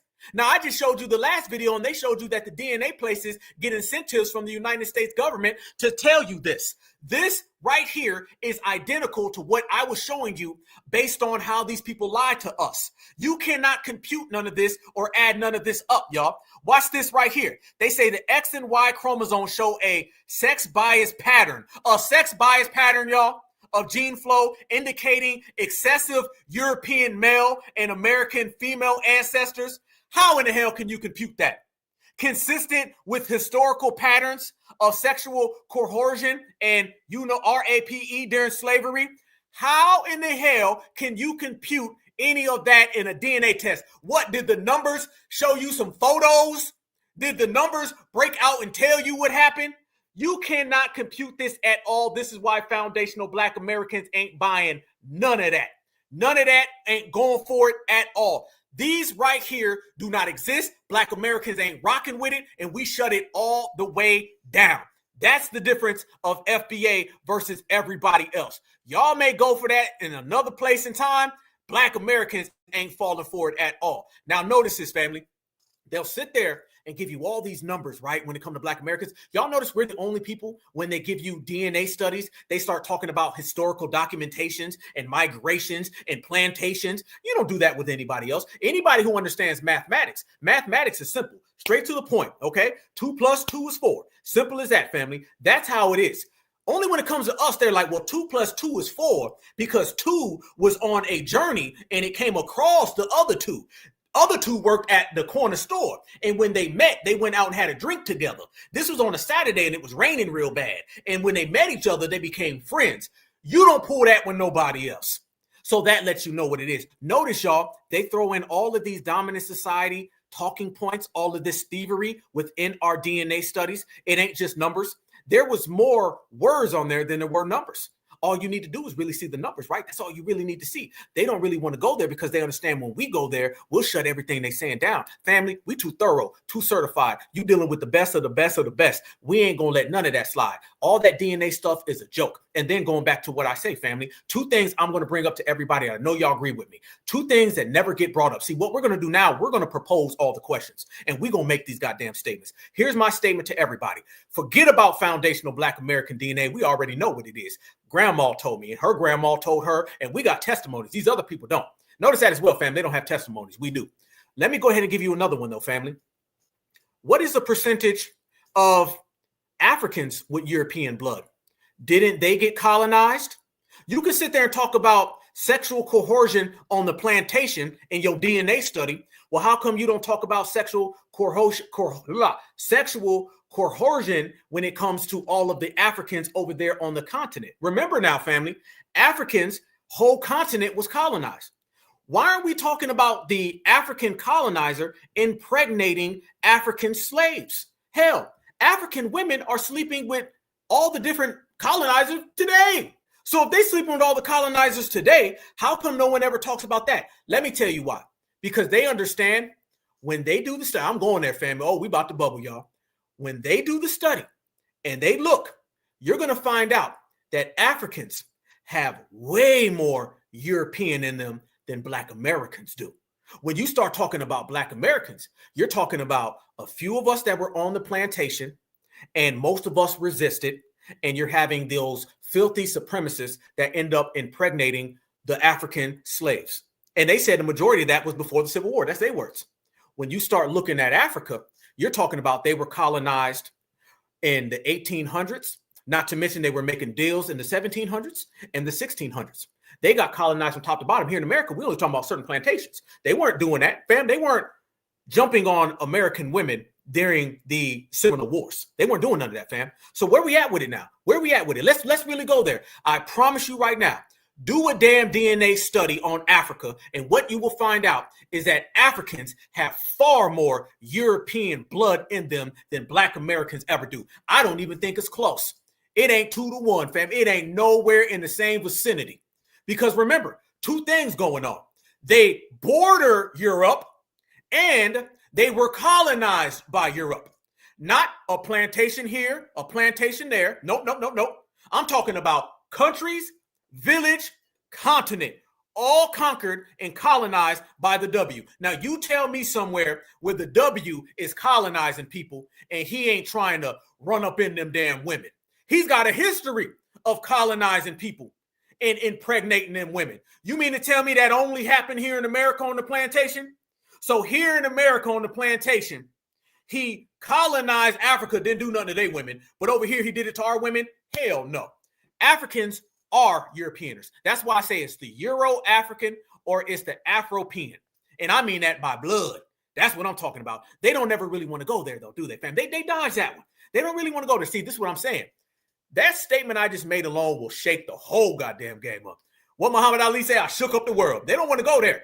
But see, now we're proposing and we're making the statements that people didn't make in the past. Okay? They can't run that game. No. Fam, you got to remember, Africans right now are being impregnated by Asians who go over there. Did we even get to the Arab and the Arabic slave trade? Why do you think, fam, let me tell you something. Why do you think, oh, I'm about to go there. Oh, man, I didn't even think about this point. Family, check me out. If all of North Africa was colonized by the Arab, they ended up impregnating those women so much they changed the very complexion of them. What do they always talk about? Egypt was mostly Black people. What happened to the Black people? Where'd they go? Do you think millions of Black people in Egypt just disappeared? Or do you think that those Arab folks was running up in them African women and they changed the DNA and they changed the bloodlines and the complexion? How about Tunisia? How about Libya? How come all of North Africa used to be Black, but now all of North Africa are Arab complected? Did they bring them all in? Or was they smashing them damn women the same way that they always try to dump that jacket on us? Let's go there. They got colonized to the point where they changed your complexion of North Africa. You don't think the same thing happened to everywhere else in Africa where the W colonized them? Yeah. They don't want to go there, man. They don't want no problems, y'all. They don't want no problems because when we get to it and we get straight to the point, we put the facts on the table and they're undeniable. Africans have more European DNA than anybody. And then, if y'all know y'all history, where did the W's come from? Everyone knows. A lot of people say, you know what I'm saying, it was what it was. As a matter of fact, didn't the Moors, didn't they go into all of Europe? Matter of fact, look at Italians. Why come people from Sicily look so much different than people from, say, Venice? How come? Did the Moors not go up there to Italy? Did the Moors also go into Bulgaria? So wait a minute now. Wait a minute. The Arabs colonized y'all, changed the whole DNA and complexion of how y'all look. The Moors went up there, changed your whole complexion and how y'all look. But you mean to tell me that the colonizer didn't run up in your women during the scramble for Africa? Are you trying to tell me during the scramble for Africa, the colonizer didn't run up in your women and them women had kids and them kids had kids and kids had kids? Why are we hiding the fact that Africans have a tremendous amount of European blood? Anywhere you've been colonized or enslaved, they done put some babies in them women. The only difference is with us, you only dealing with small plantation here, small plantation there. When we dealing with y'all, we dealing with your whole continent. I got a hard time believing your continent was colonized and they ain't put some babies in your women. Especially seeing the way that, like that lady was earlier, they getting on the ground and crawling to y'all today. The African is on his knees right now for the W. The African is crawling on the floor right now for the W. They still got this right here flying in Nigeria. You mean to tell me they ain't got that right there in them women's bellies? They still right there talking about this woman right here. You mean to tell me they ain't got this woman's husband with them kids? No. They've been colonized and Africans have European DNA. So what we're really talking about right here, as I bring it all back full surface, family, is where you see a colonization of a whole continent, you will see the offspring of those colonizers in the colonized females. All the colonized African women have carried Arabic babies and they've carried European babies. And you're not going to focus on the RAPE that occurred over here in the United States of America and not focus on the willingness over there in Africa. Everywhere you go, where you see the colonizer and you see an African, you see all of their children. And I'm telling you now, when you do a study, you'll see that our markers go down and theirs go through the roof. That's why they don't ever want to take these studies, fam. You ever notice they don't really ever want to talk about them damn studies over there? No. Why? It's because what's going to come out is what we've already known about. And the more that we know about it, the more we speak about it, the more we speak about it, the more loud and brash and bold. And when we get like that, we change everything, fam. We got these people to get rid of the Bering Straits. We got these people to get rid of, we ain't really from Siberia. We got these people to drop all that native talk. And now foundational Black Americans remain the number one brothers and sisters on top as the strongest lineage, heritage, and culture. That's what reclaiming does, man. They don't want no problems. They don't want, matter of fact, you could take right here this 30-minute break down that we've done, fam, and it's more than folks did for the last 100 years. We ain't going for the games. One thing about us, we ain't gonna sit back and let you lie about us, and you damn sure ain't gonna lie on grandma. Checkmate. Now let me also tell you this as well, fam. That's number one about the Europeaner and how they have, let me tell you, when they do the studies, you're going to find out that those colonizers impregnated, I would say, my personal opinion, if you had 10 colonized African women, then I'm telling you right now, at least 7 of them have been impregnated by the European colonizers from the scramble from Africa all the way through. I promise y'all, I believe 7 out of 10 African women were colonized and impregnated by the Europeaners. I promise you that. And I know those aren't the numbers here in America. So what the world need to do is quit worrying about my damn DNA. I already know what I am. I'm a certified foundational Black American lineage. I don't need your goddamn paperwork. We got our own. And you need to worry about all these other people who don't want to take these damn tests. Africans don't want to take no damn tests, and Tonto don't want to take no tests. Okay? Tonto, they say Tonto's mixed. Well, if you're mixed, then tell us what you mixed with. Tell me what you mixed with. Maybe you're mixed with Siberian and you don't really want to go there. And how do I know you mixed with Siberian? Because this right here that we have unearthed is Siberian people. Family, you're only going to get this right here on the Black Alpha Network Certified Black Society. Family, look at this right here. This is a Siberian person, and he's telling everybody that Tonto is really his brother. And then he points and tells you where they came from. I showed you the Bering Strait. I showed you where they came from. Now I'm going to show you the modern day area of that. Remember this, family. Not only have we shut down where they came from, we're also now showing you footage of the people who stayed. And they're telling everybody that a lot of them went. Those who went are the people who came here. They identity theft Black Americans. Now Black Americans is sending them right on back. One way or another, everybody else is going to have to go, and Black Americans are going to stay. Watch this. Siberian man right there. And he tells everybody, Native Americans and Native Siberians are the same. Enjoy. Yeah, pretty much. There. Yeah. That's all Russia right there. Yeah, pretty much. It's just right there. And you were telling me Russians used to come over. You're native. So your people basically. Yeah. Siberian Yupik. Siberian Yupik. And they would do their dances. We used to have a festival each year. I think it's. They used to come over? Damn. Sounds like you need to be reunited. There. Yeah. That's all Russia right there. Yeah, pretty much. It's just right there. And you were telling me Russians used to come over. You're native. So your people basically. Yeah. Siberian Yupik. Siberian Yupik. And they would do their dances. We used to have a festival each year. I think it stopped 95, I believe was the date it stopped. There. Yeah. That's all Russia right there. Yeah, pretty much. It's just right there. And you were telling me Russians used to come over. You're native. So your people basically. Yeah. Siberian Yupik. Siberian Yupik. And they would do their dances.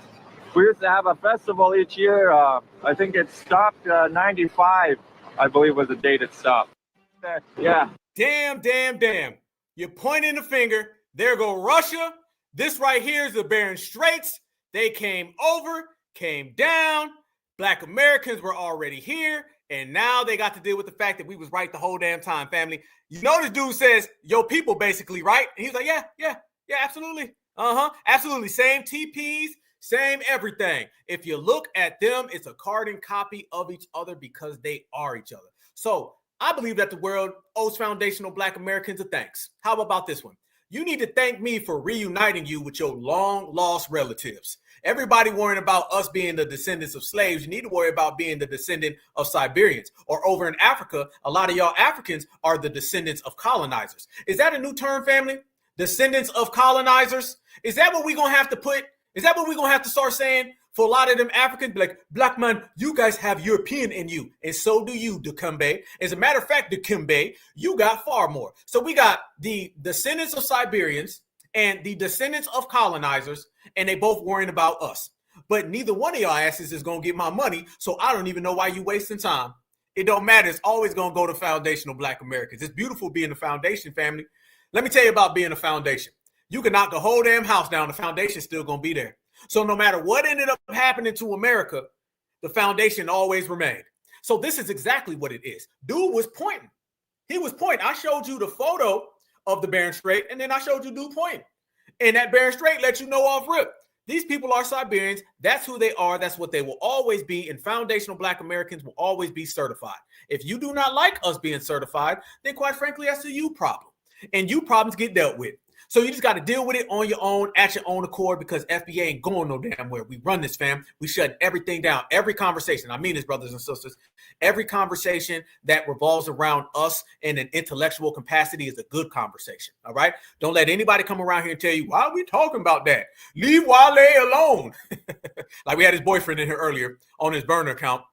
None of that matters, family. The only thing that does matter is foundational Black Americans being true to ourselves. And when we're true to ourselves and we ask the real questions and we make the true statements, what we end up doing, fam, is we end up shutting everybody down in the process. And right now, this process is just one that belongs to us. It belongs to us. You'd be surprised, y'all, just what we've done by talking to each other and what we've ruined for a lot of people. A lot of people have been ruined based on us just being that certified, y'all. I mean, it's a beautiful thing. No one ever thought that we would be able to do what we've done. No one ever thought that. Who thought that, fam? They would never, ever, ever have ever thought that Black Americans would be able to do what we've done. And we've done it, y'all. And we've done it gracefully. And we've done it beyond anything that they ever fathomed. You know what I'm saying? And that's the beautiful thing about being FBA. We can do anything that we want to do because we're just the greatest. And I mean, we're the greatest. And they know we're the greatest. And we're going to walk in, we're going to talk it. We always have any damn way. Why change it, right? So if you look at the DNA studies and everything that's coming out and how everyone's looking at the real facts, now that they don't have those fake DNA studies to lean on, Now that they don't have those fake DNA manuscripts and those numbers, what are they going to do now that we've stripped them away from all of that? What are they going to do? What are they going to say? Where are they going to go? There's quite frankly nowhere to run to, y'all. FBA has reclaimed everything. FBA has made it crystal clear. FBA has shut down every lie that's ever been told. We're the only ones with the power and the capability of doing so, and we're doing it right now at a rapid speed and a rapid pace. Nobody ever imagined that this would occur, and no one ever imagined that it would be done so easily. Remember, y'all, we done did this and we didn't even break a sweat. Too easy, fam. And this is the FBA way. So when you stand on certified foundational Black American businessman, you get certified foundational Black American results. And they know that our results is just whooping everybody up. Tonto can't come around telling those lies no more. He just can't do it. None, never, not at all. And neither can anybody else. Foundational Black Americans, we control the yard. We control everything. There's not one single person that has any type of play on what we do. We say it goes, it goes. We say it's going to happen, it happens. You tell me what can stop FBA. Nobody. Nothing at all. And one of the things that we've been doing, fam, is like we've been saying, we've been unearthing a lot of things that people have been saying, unearthing a lot of things people have been doing. And what they've been doing just quite frankly doesn't add up. It doesn't add up. And if it don't add up, fam, it don't make dollars, it don't make sense. If you've noticed, y'all, there's been a shift in a lot of individuals out there and how they speak about the lineage, heritage, and culture. They don't really go there no more, and they watch what they say. And the reason why they watch what they say about us, because they understand if Black Americans see that you've been talking reckless about Black Americans, then Black Americans is going to see you. And when Black Americans come see you, your career can be over. See, we've never had the power to ruin careers like we have now. And they know this, and they're very afraid of it. They wish, like everything, family, that foundational Black Americans would just quit. This is why we're always telling everybody, keep it going, don't stop, keep pushing. And the more you keep it going, the more you just keep on grinding it out, fam, everything's going to go down the proper way. And that's why everything's going down in our direction and everything's going down with our fingerprints. It's because foundational Black Americans, we just ain't quitting. We ain't quitting. There's been no stop in this delineation movement. As a matter of fact, you can make the case, fam, that the delineation movement has gotten stronger. The delineation movement really is taking off even further than it was before. You know what I'm saying? And every year, because we're stacking years on top of years on top of years, and we're doing it as a collective. This collective is so empowering, so empowering. And let me show y'all when I tell everybody how empowering it is. Let me show y'all the fact that foundational Black Americans, as a lineage, heritage, and culture, number one, better than everybody else, exceptional. I say that with authority and conviction because I mean it. I feel the love, family, so I don't give a damn what they say. But let me tell y'all and show y'all how different things are with this generation that other previous generations just cannot deal with. If you see a Black American anywhere, I don't give a damn where foundational Black American is, everyone knows who we are and they know we're not like them. See, like I said, when you are an extra special person, when you're moving on a different space and time, when you got a different vibe and a different energy, you shut things down. Remember this, y'all. This generation showed up at the perfect time. And when we did show up, family, we changed the way that everyone functions and everyone moves and operates. That has been the main play about us in this era. You can't come around FBA and talk that nonsense because somebody who's FBA is going to say, hold up, wait a minute, freeze. Somebody who's FBA going to say, no. You ain't us and you're going to have to understand that. This is what I mean, y'all, when I say these individuals are out here crashing out in real time. Let me pull this up. Here we go. Check it out, fam. Love it, family. You got to love it, man. You got to love it. You got to love it because it's getting better and better. Watch this, fam. When I say these people are looking at what FBA is out here doing, look at this. Korean man DNA test traces back to Chief whatever the hell in the Ottawa Indigenous. Watch this, fam. Today. And it says I'm most notably connected, or my DNA is most notably connected to Chief Pontiac, the Ottawa Indians, or Native Americans. That blew my mind. And I was born in Korea, lived on the streets of South Korea, but there's not much Korean in me.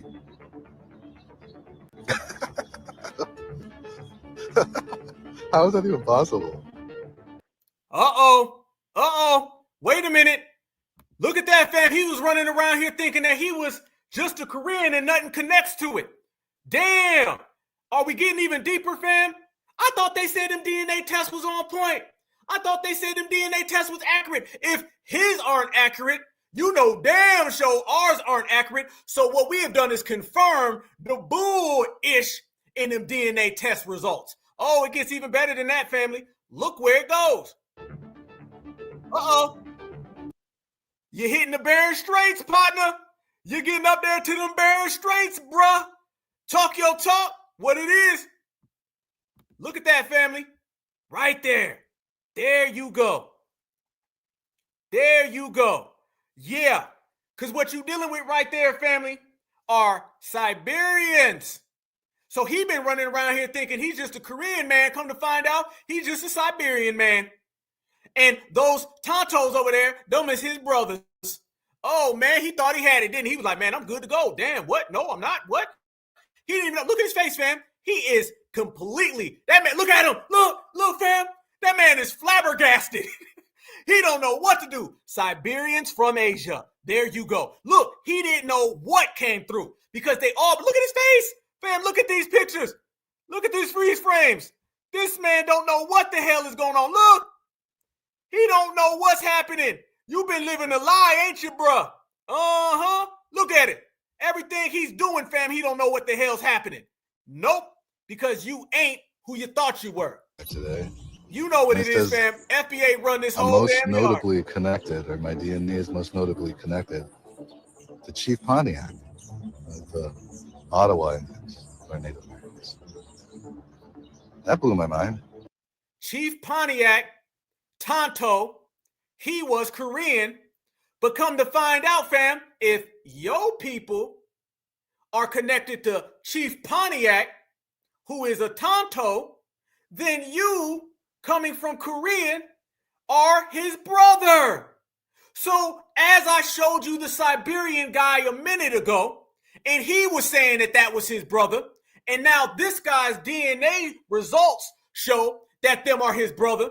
If it look like a brother, walk like a brother, your DNA tests say they are your brother, then that means them is your brothers. But if them is your brothers, then that cancels you out from being an indigenous, certified, foundational Black American. Because that title, that lineage, that heritage only belongs to us. You're confused for a reason because you've been living a lie. We out here shining for a reason because we know the truth. And when you know the truth, you step into the truth. The truth shall set you free, and foundational Black Americans know what it is exactly. However, we ain't done. We got even more that proves these individuals have been telling a hell of a lie. Family, this right here is exactly what we mean. Why you can't believe nothing these individuals be talking, because every time they talk, BS comes out. More DNA study. Boy, we done started off roasting tellers now. We done got into the mathematical DNA only on the Black Alpha Network. Watch this. Somebody was like, yeah, but Dred Scott is the one who said he had African descent. Yeah, and we all get on the census and mark Black, which is the racial groups of Africa, even though we were granted 14th Amendment birthright citizenship to America. So y'all can see how that mistake could be made. Again, you don't know Dred Scott's parents. So how do you know that he has full-blood African descent? Stop this. Haitians came over here in 1790. How you know he not that? So let's read. This is correct. The names of Dred Scott's parents are not known to history. He was born in slavery in Southeast Virginia in 1800s. And we don't know that until we see some paperwork from these people. And then they go down here and they tell you Dred Scott was originally named Sam. The whole story is starting to sound real made up to me. In 1866, you don't have any way to prove somebody's DNA. And if you don't know their parents because you stole them from their mother's womb, then you don't know where they came from. And so the good white boys was like, oh, we know what to do. We do know they was all born in America because that baby follows the belly law. So boom, we got the 14th Amendment. Fam, listen what she said. She said that before the 1800s, how can they know all these things? Didn't I just show you a second ago with them DNA results? They was getting all hyper focused. They was like, well, they met at this time in the Marcus show. Isn't it funny, family? When you really look and you examine it, you can tell who's telling the truth and who's not. The very fact that they had to twist it and turn it and make it look like they knew all these days, they were giving us way too many details before the 1800s. Since they were giving us all those details before the 1800s, family, doesn't that let you know that they were sliding in a bunch of supremacist talking points? Yep. Good white boys was trying to protect us from the Supreme Court's racist bullshit that's backed on junk science that claims we have African descent that cannot be proven. One more time. We got what that can't what? I heard it, but I want to hear it again. That claims we have African descent that cannot be proven, which makes it a myth. Damn. African DNA that cannot be proven. Damn, y'all. We got to understand what it's really for, what it's really about, and what's really going on. What's really happening, family, is that Black Americans have shut down this narrative of trying to get us on that type of time, and we just ain't going for it. Somebody made a damn good point. You know what I'm saying? How Virginia is a commonwealth anyway right now. So you can kind of see what it is. The Africanization of Black Americans just isn't working. The Africanization of Black Americans isn't going anywhere. Foundational Black Americans, we made it real clear what it is, family, how it is, and what it's going. Now, she said some stuff that, you know, maybe whatever. However, the main point, because let me tell you something, fam, it ain't always 100, but the African DNA part, that part right there is what it is. Now, you may have African DNA from a distance based on the slaves or based on a far thing, but y'all notice this, fam. If that's the case, then everybody has African DNA, and that's why they don't want to talk about it. Because you got to remember, y'all, if we start talking about Africans having European DNA, then we got to start talking about how Europeaners have African DNA, Africans have European DNA, vice versa. Then nobody's talking about Black Americans no more.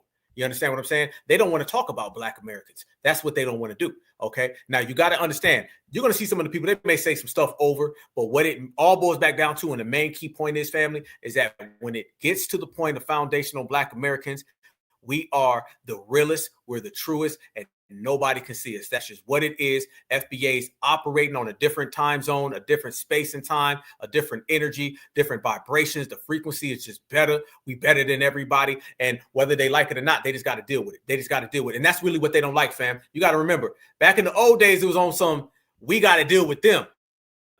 Now it's they got to deal with us. And that's really where we are right now. And shout out to Virginia, by the way, family. Shout out to Virginia all damn day long. This is what it is when we speak about everything that's going on across the board and everything that's popping off in a real way. And by the way, did you guys know this? A lot of people don't know this, fam. Did y'all know that in Lake Lanier, as we talk about Lake Lanier, family, do y'all know that in Lake Lanier, they have not just a city underneath Lake Lanier, okay? Everyone knows that there's the city, obviously, okay, Oscarville. Everyone understands that. Do y'all know that under Lake Lanier, there's mounds? Mounds. Yes. The same mounds that we know all about are under Lake Lanier. So not only is there a city underneath Lake Lanier, there are mounds underneath Lake Lanier as well. So Lake Lanier's energy, y'all, it ain't just about Oscarville. Lake Lanier's energy ain't just about recent time frame. Fam, you got the Oscarville ancestors, then you got the mound builders. So that FBA certified ghostly energy is deep. And I mean deep. And I'm not just talking about the water, y'all. It goes way back, way back. So if you're dealing with the mounds and the mounds are underneath the water, Oscarville's underneath the water, that means mounds here, Oscarville here, and you see why they flooded it, and now you see why they be bringing them folks down. Oh, it's crazy, fam. Oh, yeah, absolutely. Yes. Mounds are underneath, the same mounds that you see all throughout the United States of America that we built. $2 Tonto? Hell no. Mr. Mutombo? Hell no. Those are Black American creations. Messing people up. I'm going to tell you why the mounds be messing people up, y'all. The mounds mess people up because they're so all over the place. You know how they always try to like keep Black Americans in like one little pocket? They don't like the fact, fam, that we've proven that Tonto wasn't here. We've proven Mutombo wasn't here. And the mounds are everywhere. So doesn't that tell you that we've been everywhere in America? Yes, y'all. In Lake Lanier, underneath Lake Lanier, underneath Oscarville are mounds, the same mounds that you'll see all throughout. They got them all throughout Ohio, Kentucky. I've seen them all throughout the United States of America, fam. So yes, all of this goes back to the Renaissance in which Black Americans have created. All of this goes back to the energy in which we have formulated right here in the good old country that we built. They can't stop it. They can't stop it, y'all. It's just powerful right now. The energy is something powerful.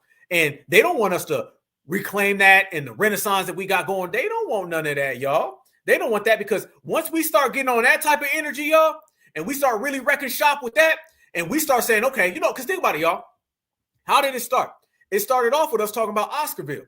Now we done took it a step further. Now we're talking about the mounds underneath. So we're talking about the mounds underneath, the water underneath Oscarville. What's next? What do you find next? What do you build next? What do you see next that goes along the same page of FBA? They always say the more you dig, the blacker it gets. And I always say the more you dig, the more Black American it gets, especially right here, because we the only real BLACKs on the planet. So if you take that into your question and into your answers, fam, you're going to be left exactly where we are with it, y'all. You can't stop it. The energy is just too strong, y'all. It's very, very powerful. So we're watching right now more of that. And really, when you study it and then you start to examine it, y'all, it is going to be phenomenal. The things that brothers and sisters end up pulling out and things that brothers and sisters start really, really showcasing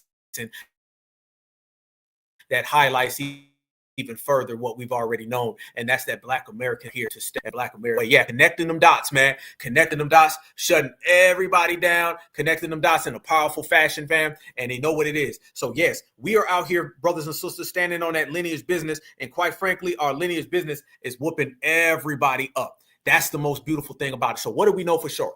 What do we know for sure, family, is that the Bering Straits, whatever, that's done for. Now, family, they coming up with lies. Siberians are saying come home. We have exposed them in the most exposing way you can. We've exposed them to the maximum that they are beyond irrelevant. They are invisible. No one even sees them. Goodbye. Everybody else, $2 Tonto, we've exposed your history. So isn't it funny why everybody's been so focused on our history so they can stop our reparations? We responded to that by exposing their history and letting them know they can't have our reparations. Simply trying to take money from me and my family has made me focus on you and your family. And what have I found out about you and your family? I found out that those European colonizers was banging and impregnating a lot of those African colonized women. Yep, I found out that $2 Tonto is friends and brothers and cousins and besties with $2 Siberian. What have I also found out is that Black Americans were existing right here in the United States of America in an indigenous fashion before anybody even knew what this was. We connected that dot and that dot. What I said earlier. When it comes to us, fam, one answer to one question will give you 1,000 answers to all the lies they've told. So every day we wake up, more and more lies are going down. The truth is coming out. And that is all fitting and par for the course, because when you're a foundational Black American, you always win. I told y'all, we stand on truth. We are the truth. And the truth shall set you free. Let me show y'all this right here while we doing it, y'all. Shout out to some foundational Black Americans in the building, in the place. What you see right there, family, is Andre 3000 and Big Boy from the group Outkast. As a Georgia brother myself, I got to send a certified salute to the new inductees to the Rock and Roll Hall of Fame, but they was already in the FBA Hall of Fame before any of that. And we don't need nobody else's gratification because we got our own. But shout out to Outkast, man. These brothers been putting it down for how long? And they continually putting it down out here in these streets, man. Certified salute to the team. FBA out here standing on our own business. FBA's out here winning. FBA out here shutting them down. And FBA is holding the crown. Man, it is a beautiful thing to be FBA. I'm telling y'all, we wake up every single day in our own world, our own space and time. And these people have been proven, y'all, they just can't keep up. We are right now lapping these folks, man. If they could keep up, they would. I don't know why anybody thinks these people can keep up and they just doing it because they don't want to. No, you want to keep up. You just ain't fast enough. You want to build, but you just can't build. You want my reparations. You can't get a penny. All you can do is sit back, be ashy, and wish that you was a foundational Black American and wish that you had the longevity that foundational Black Americans have had in every area. The reason why they don't want us to get our money, families, because they know we get in our bag, we get in our paper, and we shutting it down in the process. It is a beautiful thing to be us. It's terrible to be everybody else, and you can look at the conditions in which everybody else is in, and I don't want nobody blaming foundational Black Americans when all the smoke clears and the dust settles, and we over here standing on our own, and everybody else got to go back home. It's that easy. So I send the biggest, massive, certified salute to Outkast. Keep doing your damn thing, my good Georgia brothers. because we right here in foundational Black America, we've been letting the world know how we run the yard, and now the whole world is seeing that we run the yard. So, I mean, damn, it gets no better than us. And since I'm out here and I'm giving these shout outs, there's another shout out that I want to get, fam, because we've been out here talking about how great FBA is, right? FBA Friday, we in the house, we right here rocking. Let me show y'all this right here. Shout out, certified salute to my good sister. If she is in the chat and in the building, I want to say hello to you, my good sister right here, family. We was just talking about foundational Black American veterans, and we were talking about how foundational Black American veterans got to get all they love and all their grace right here. Shout out to our sister Beverly Davis. Shout out to you, beloved, right here, family. Brian and Beverly Davis right here holding us down as Black Americans, putting in the work while everyone else runs and hides, putting in that work, serving our country. I send you the greatest certified salute to your family. Much love and much respect. All day, every which way, my good sister. One love, everything above. This is what we be talking about, y'all. We've been holding down this country. And as you see, we were just talking about the mounds, right? So, family, we built this country before we built this country. Family, we done built this country about 4, 5, 6, 7, 8, 9, 10 times. All right, we done built this country 50, 11 times. Certified salute to you, sister. Much love right back to you. Yes, indeed. Much love to our good sister. I appreciate every single thing your family's contributed to this country. Much love to all of our good brothers and sisters who have been on the front line, man, and who have been really doing their thing. I appreciate you 100 times tenfold. Let's continue this work. Let's continue to do our thing. Just know, man, we are better than everybody. And, you know, anytime we see our veterans, man, we got to get that love, man. So it's a hell of a lot of love. And I'm sending that love straight to you, sister. So much love and respect. Certified salute to you, man. Nothing but love. I appreciate that. Fam, this is what we do, man. We hold each other down. Think about this. Remember we said last week, right? We said when they talk about building America, they be talking about like the railroads. And by the way, Jackie Chan, you built about 2% of the railroad, so miss me with that one. However, they talk about building America post 1776. We talk about building America post 1776 and pre 1776. Family, what do you think the mounds are? What do you think the mounds are? Well, what is that? Not building? Family, we built America when we built the mounds. We built America when we built all of the old land. Family, FBA built America 100,000 years ago. What are we talking about? Are we talking about the United States of America and the landmass? Or are we talking about this landmass for thousands of years? See, we're connected to the landmass. You only connected to the country on paper. Before the country on paper was ever a country on paper, foundational Black Americans was building this thing up. The mounds are a part of our history of building America. And then on top of that, all of the industries and everything, cotton and everything that we done in them fields is a part of building America. Reconstruction, building America. When y'all crazy W brothers came over there and they start burning down the White House and everything, we rebuilt that. So family, let's make this clear. Our building of the United States of America does not start in 1776. Our existence in this country does not start in 1776. It don't start in 1619. Our existence and building of the United States of America started when we first got here, because we've always been here. And that's why we say foundational. Day one, y'all. Day one. Not 2, 3, 4, or 5. Day one. I don't give a damn. Anybody else who came here, you just a visitor. How do I know? Because your ass came here with a suitcase. There ain't no pictures of indigenous foundational Black Americans coming here with suitcases. So we built this thing from day one. Our existence is to the landmass. Our loyalties to the landmass. We stay loyal to the soil, family. They only loyal to paper. So damn what they write down, what they talk about, classifications, reclassifications, that's y'all game. We ain't here to play no damn games, fam. I ain't bring a soccer ball or a basketball or a football. We come in here to get serious business, and serious business is getting done. We've ruined every lie that you told about our indigenous status. We've crushed your fake DNA results, and we've crushed all that identity theft that you've been doing. It all comes back home to the originators, the number one foundational Black Americans. We get it popping. So when I tell y'all that we built mounds, when I tell y'all we got feet print in the sand, when I tell y'all we got weapons that were carved, when I tell y'all that we built every structure that this country has ever seen, I'm not just talking about the country that you had to put on paper. I'm talking about the landmass that we birthed.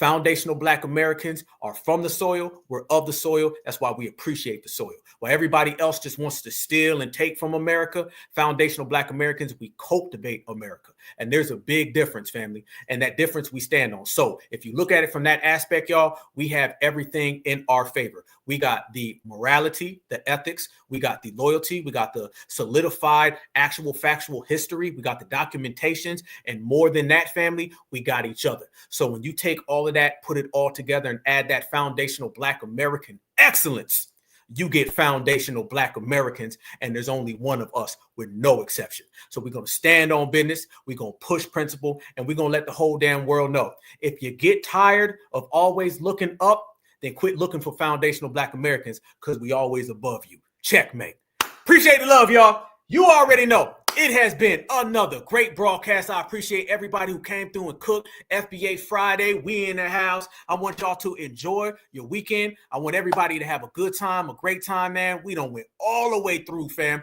We done broke down tethers, chopped them up, diced them up, sent them on out. We had some tether sympathizers, easy work, shut down Tonto, shut down Mutombo, shut down Dikembe, Jackie Chan, Lucy Liu, anybody who wants smoke. We out here giving it out, but here's the difference, fam. We give it out and we keep on pushing. So it has been beautiful, man. I appreciate the love, much love and respect, man. Y'all know we're going to do this thing again. I told y'all, Certified Honey, we about to take it to another level, fam. Everything that I was saying before, we coming. Next week, we're going to have shows during the week. All through the week, fam. A bunch of different shows broadcast. I got an interview with Kaba Hiawat, the Combine, everything, fam. We just going to keep pushing the line, keep pushing the energy, because you'd be surprised, fam. Energy changes everything. Two people's energy may meet before their bodies do. Okay, remember that, family. Two people's energies meet before their bodies do. And when you have millions of certifieds and our energy meets, family, all that does is shut things down. So we shutting down careers, you know what I mean? We shutting down ops, we shutting down tethers, we shutting down lies. But when everybody else is shut down and everybody else got their lights off, foundational Black Americans are still out here shining without the sun, family. We don't need the sun to shine, family. We shining directly without it. We are the light, and we're going to continue to be the light. And foundational Black Americans, we keep it all the way real. Love y'all, man. Y'all stay good. Y'all stay safe. Y'all stay vigilant. Make sure that you tap in. Everybody smash the like button on your way out. Appreciate the love. Look at us right here, man. We holding it down, man. I love y'all with a passion. Y'all stay good. Appreciate everything that you're doing. I want y'all to enjoy your weekend. Stay safe. Stay your beautiful foundational Black American self. Just know one thing for certain, family, that no matter where you go, no matter where you at, that Black is beautiful and beautiful is always Black. Peace and love, peace and love, peace and love. And I want everybody to enjoy your night. One love. Free Huey.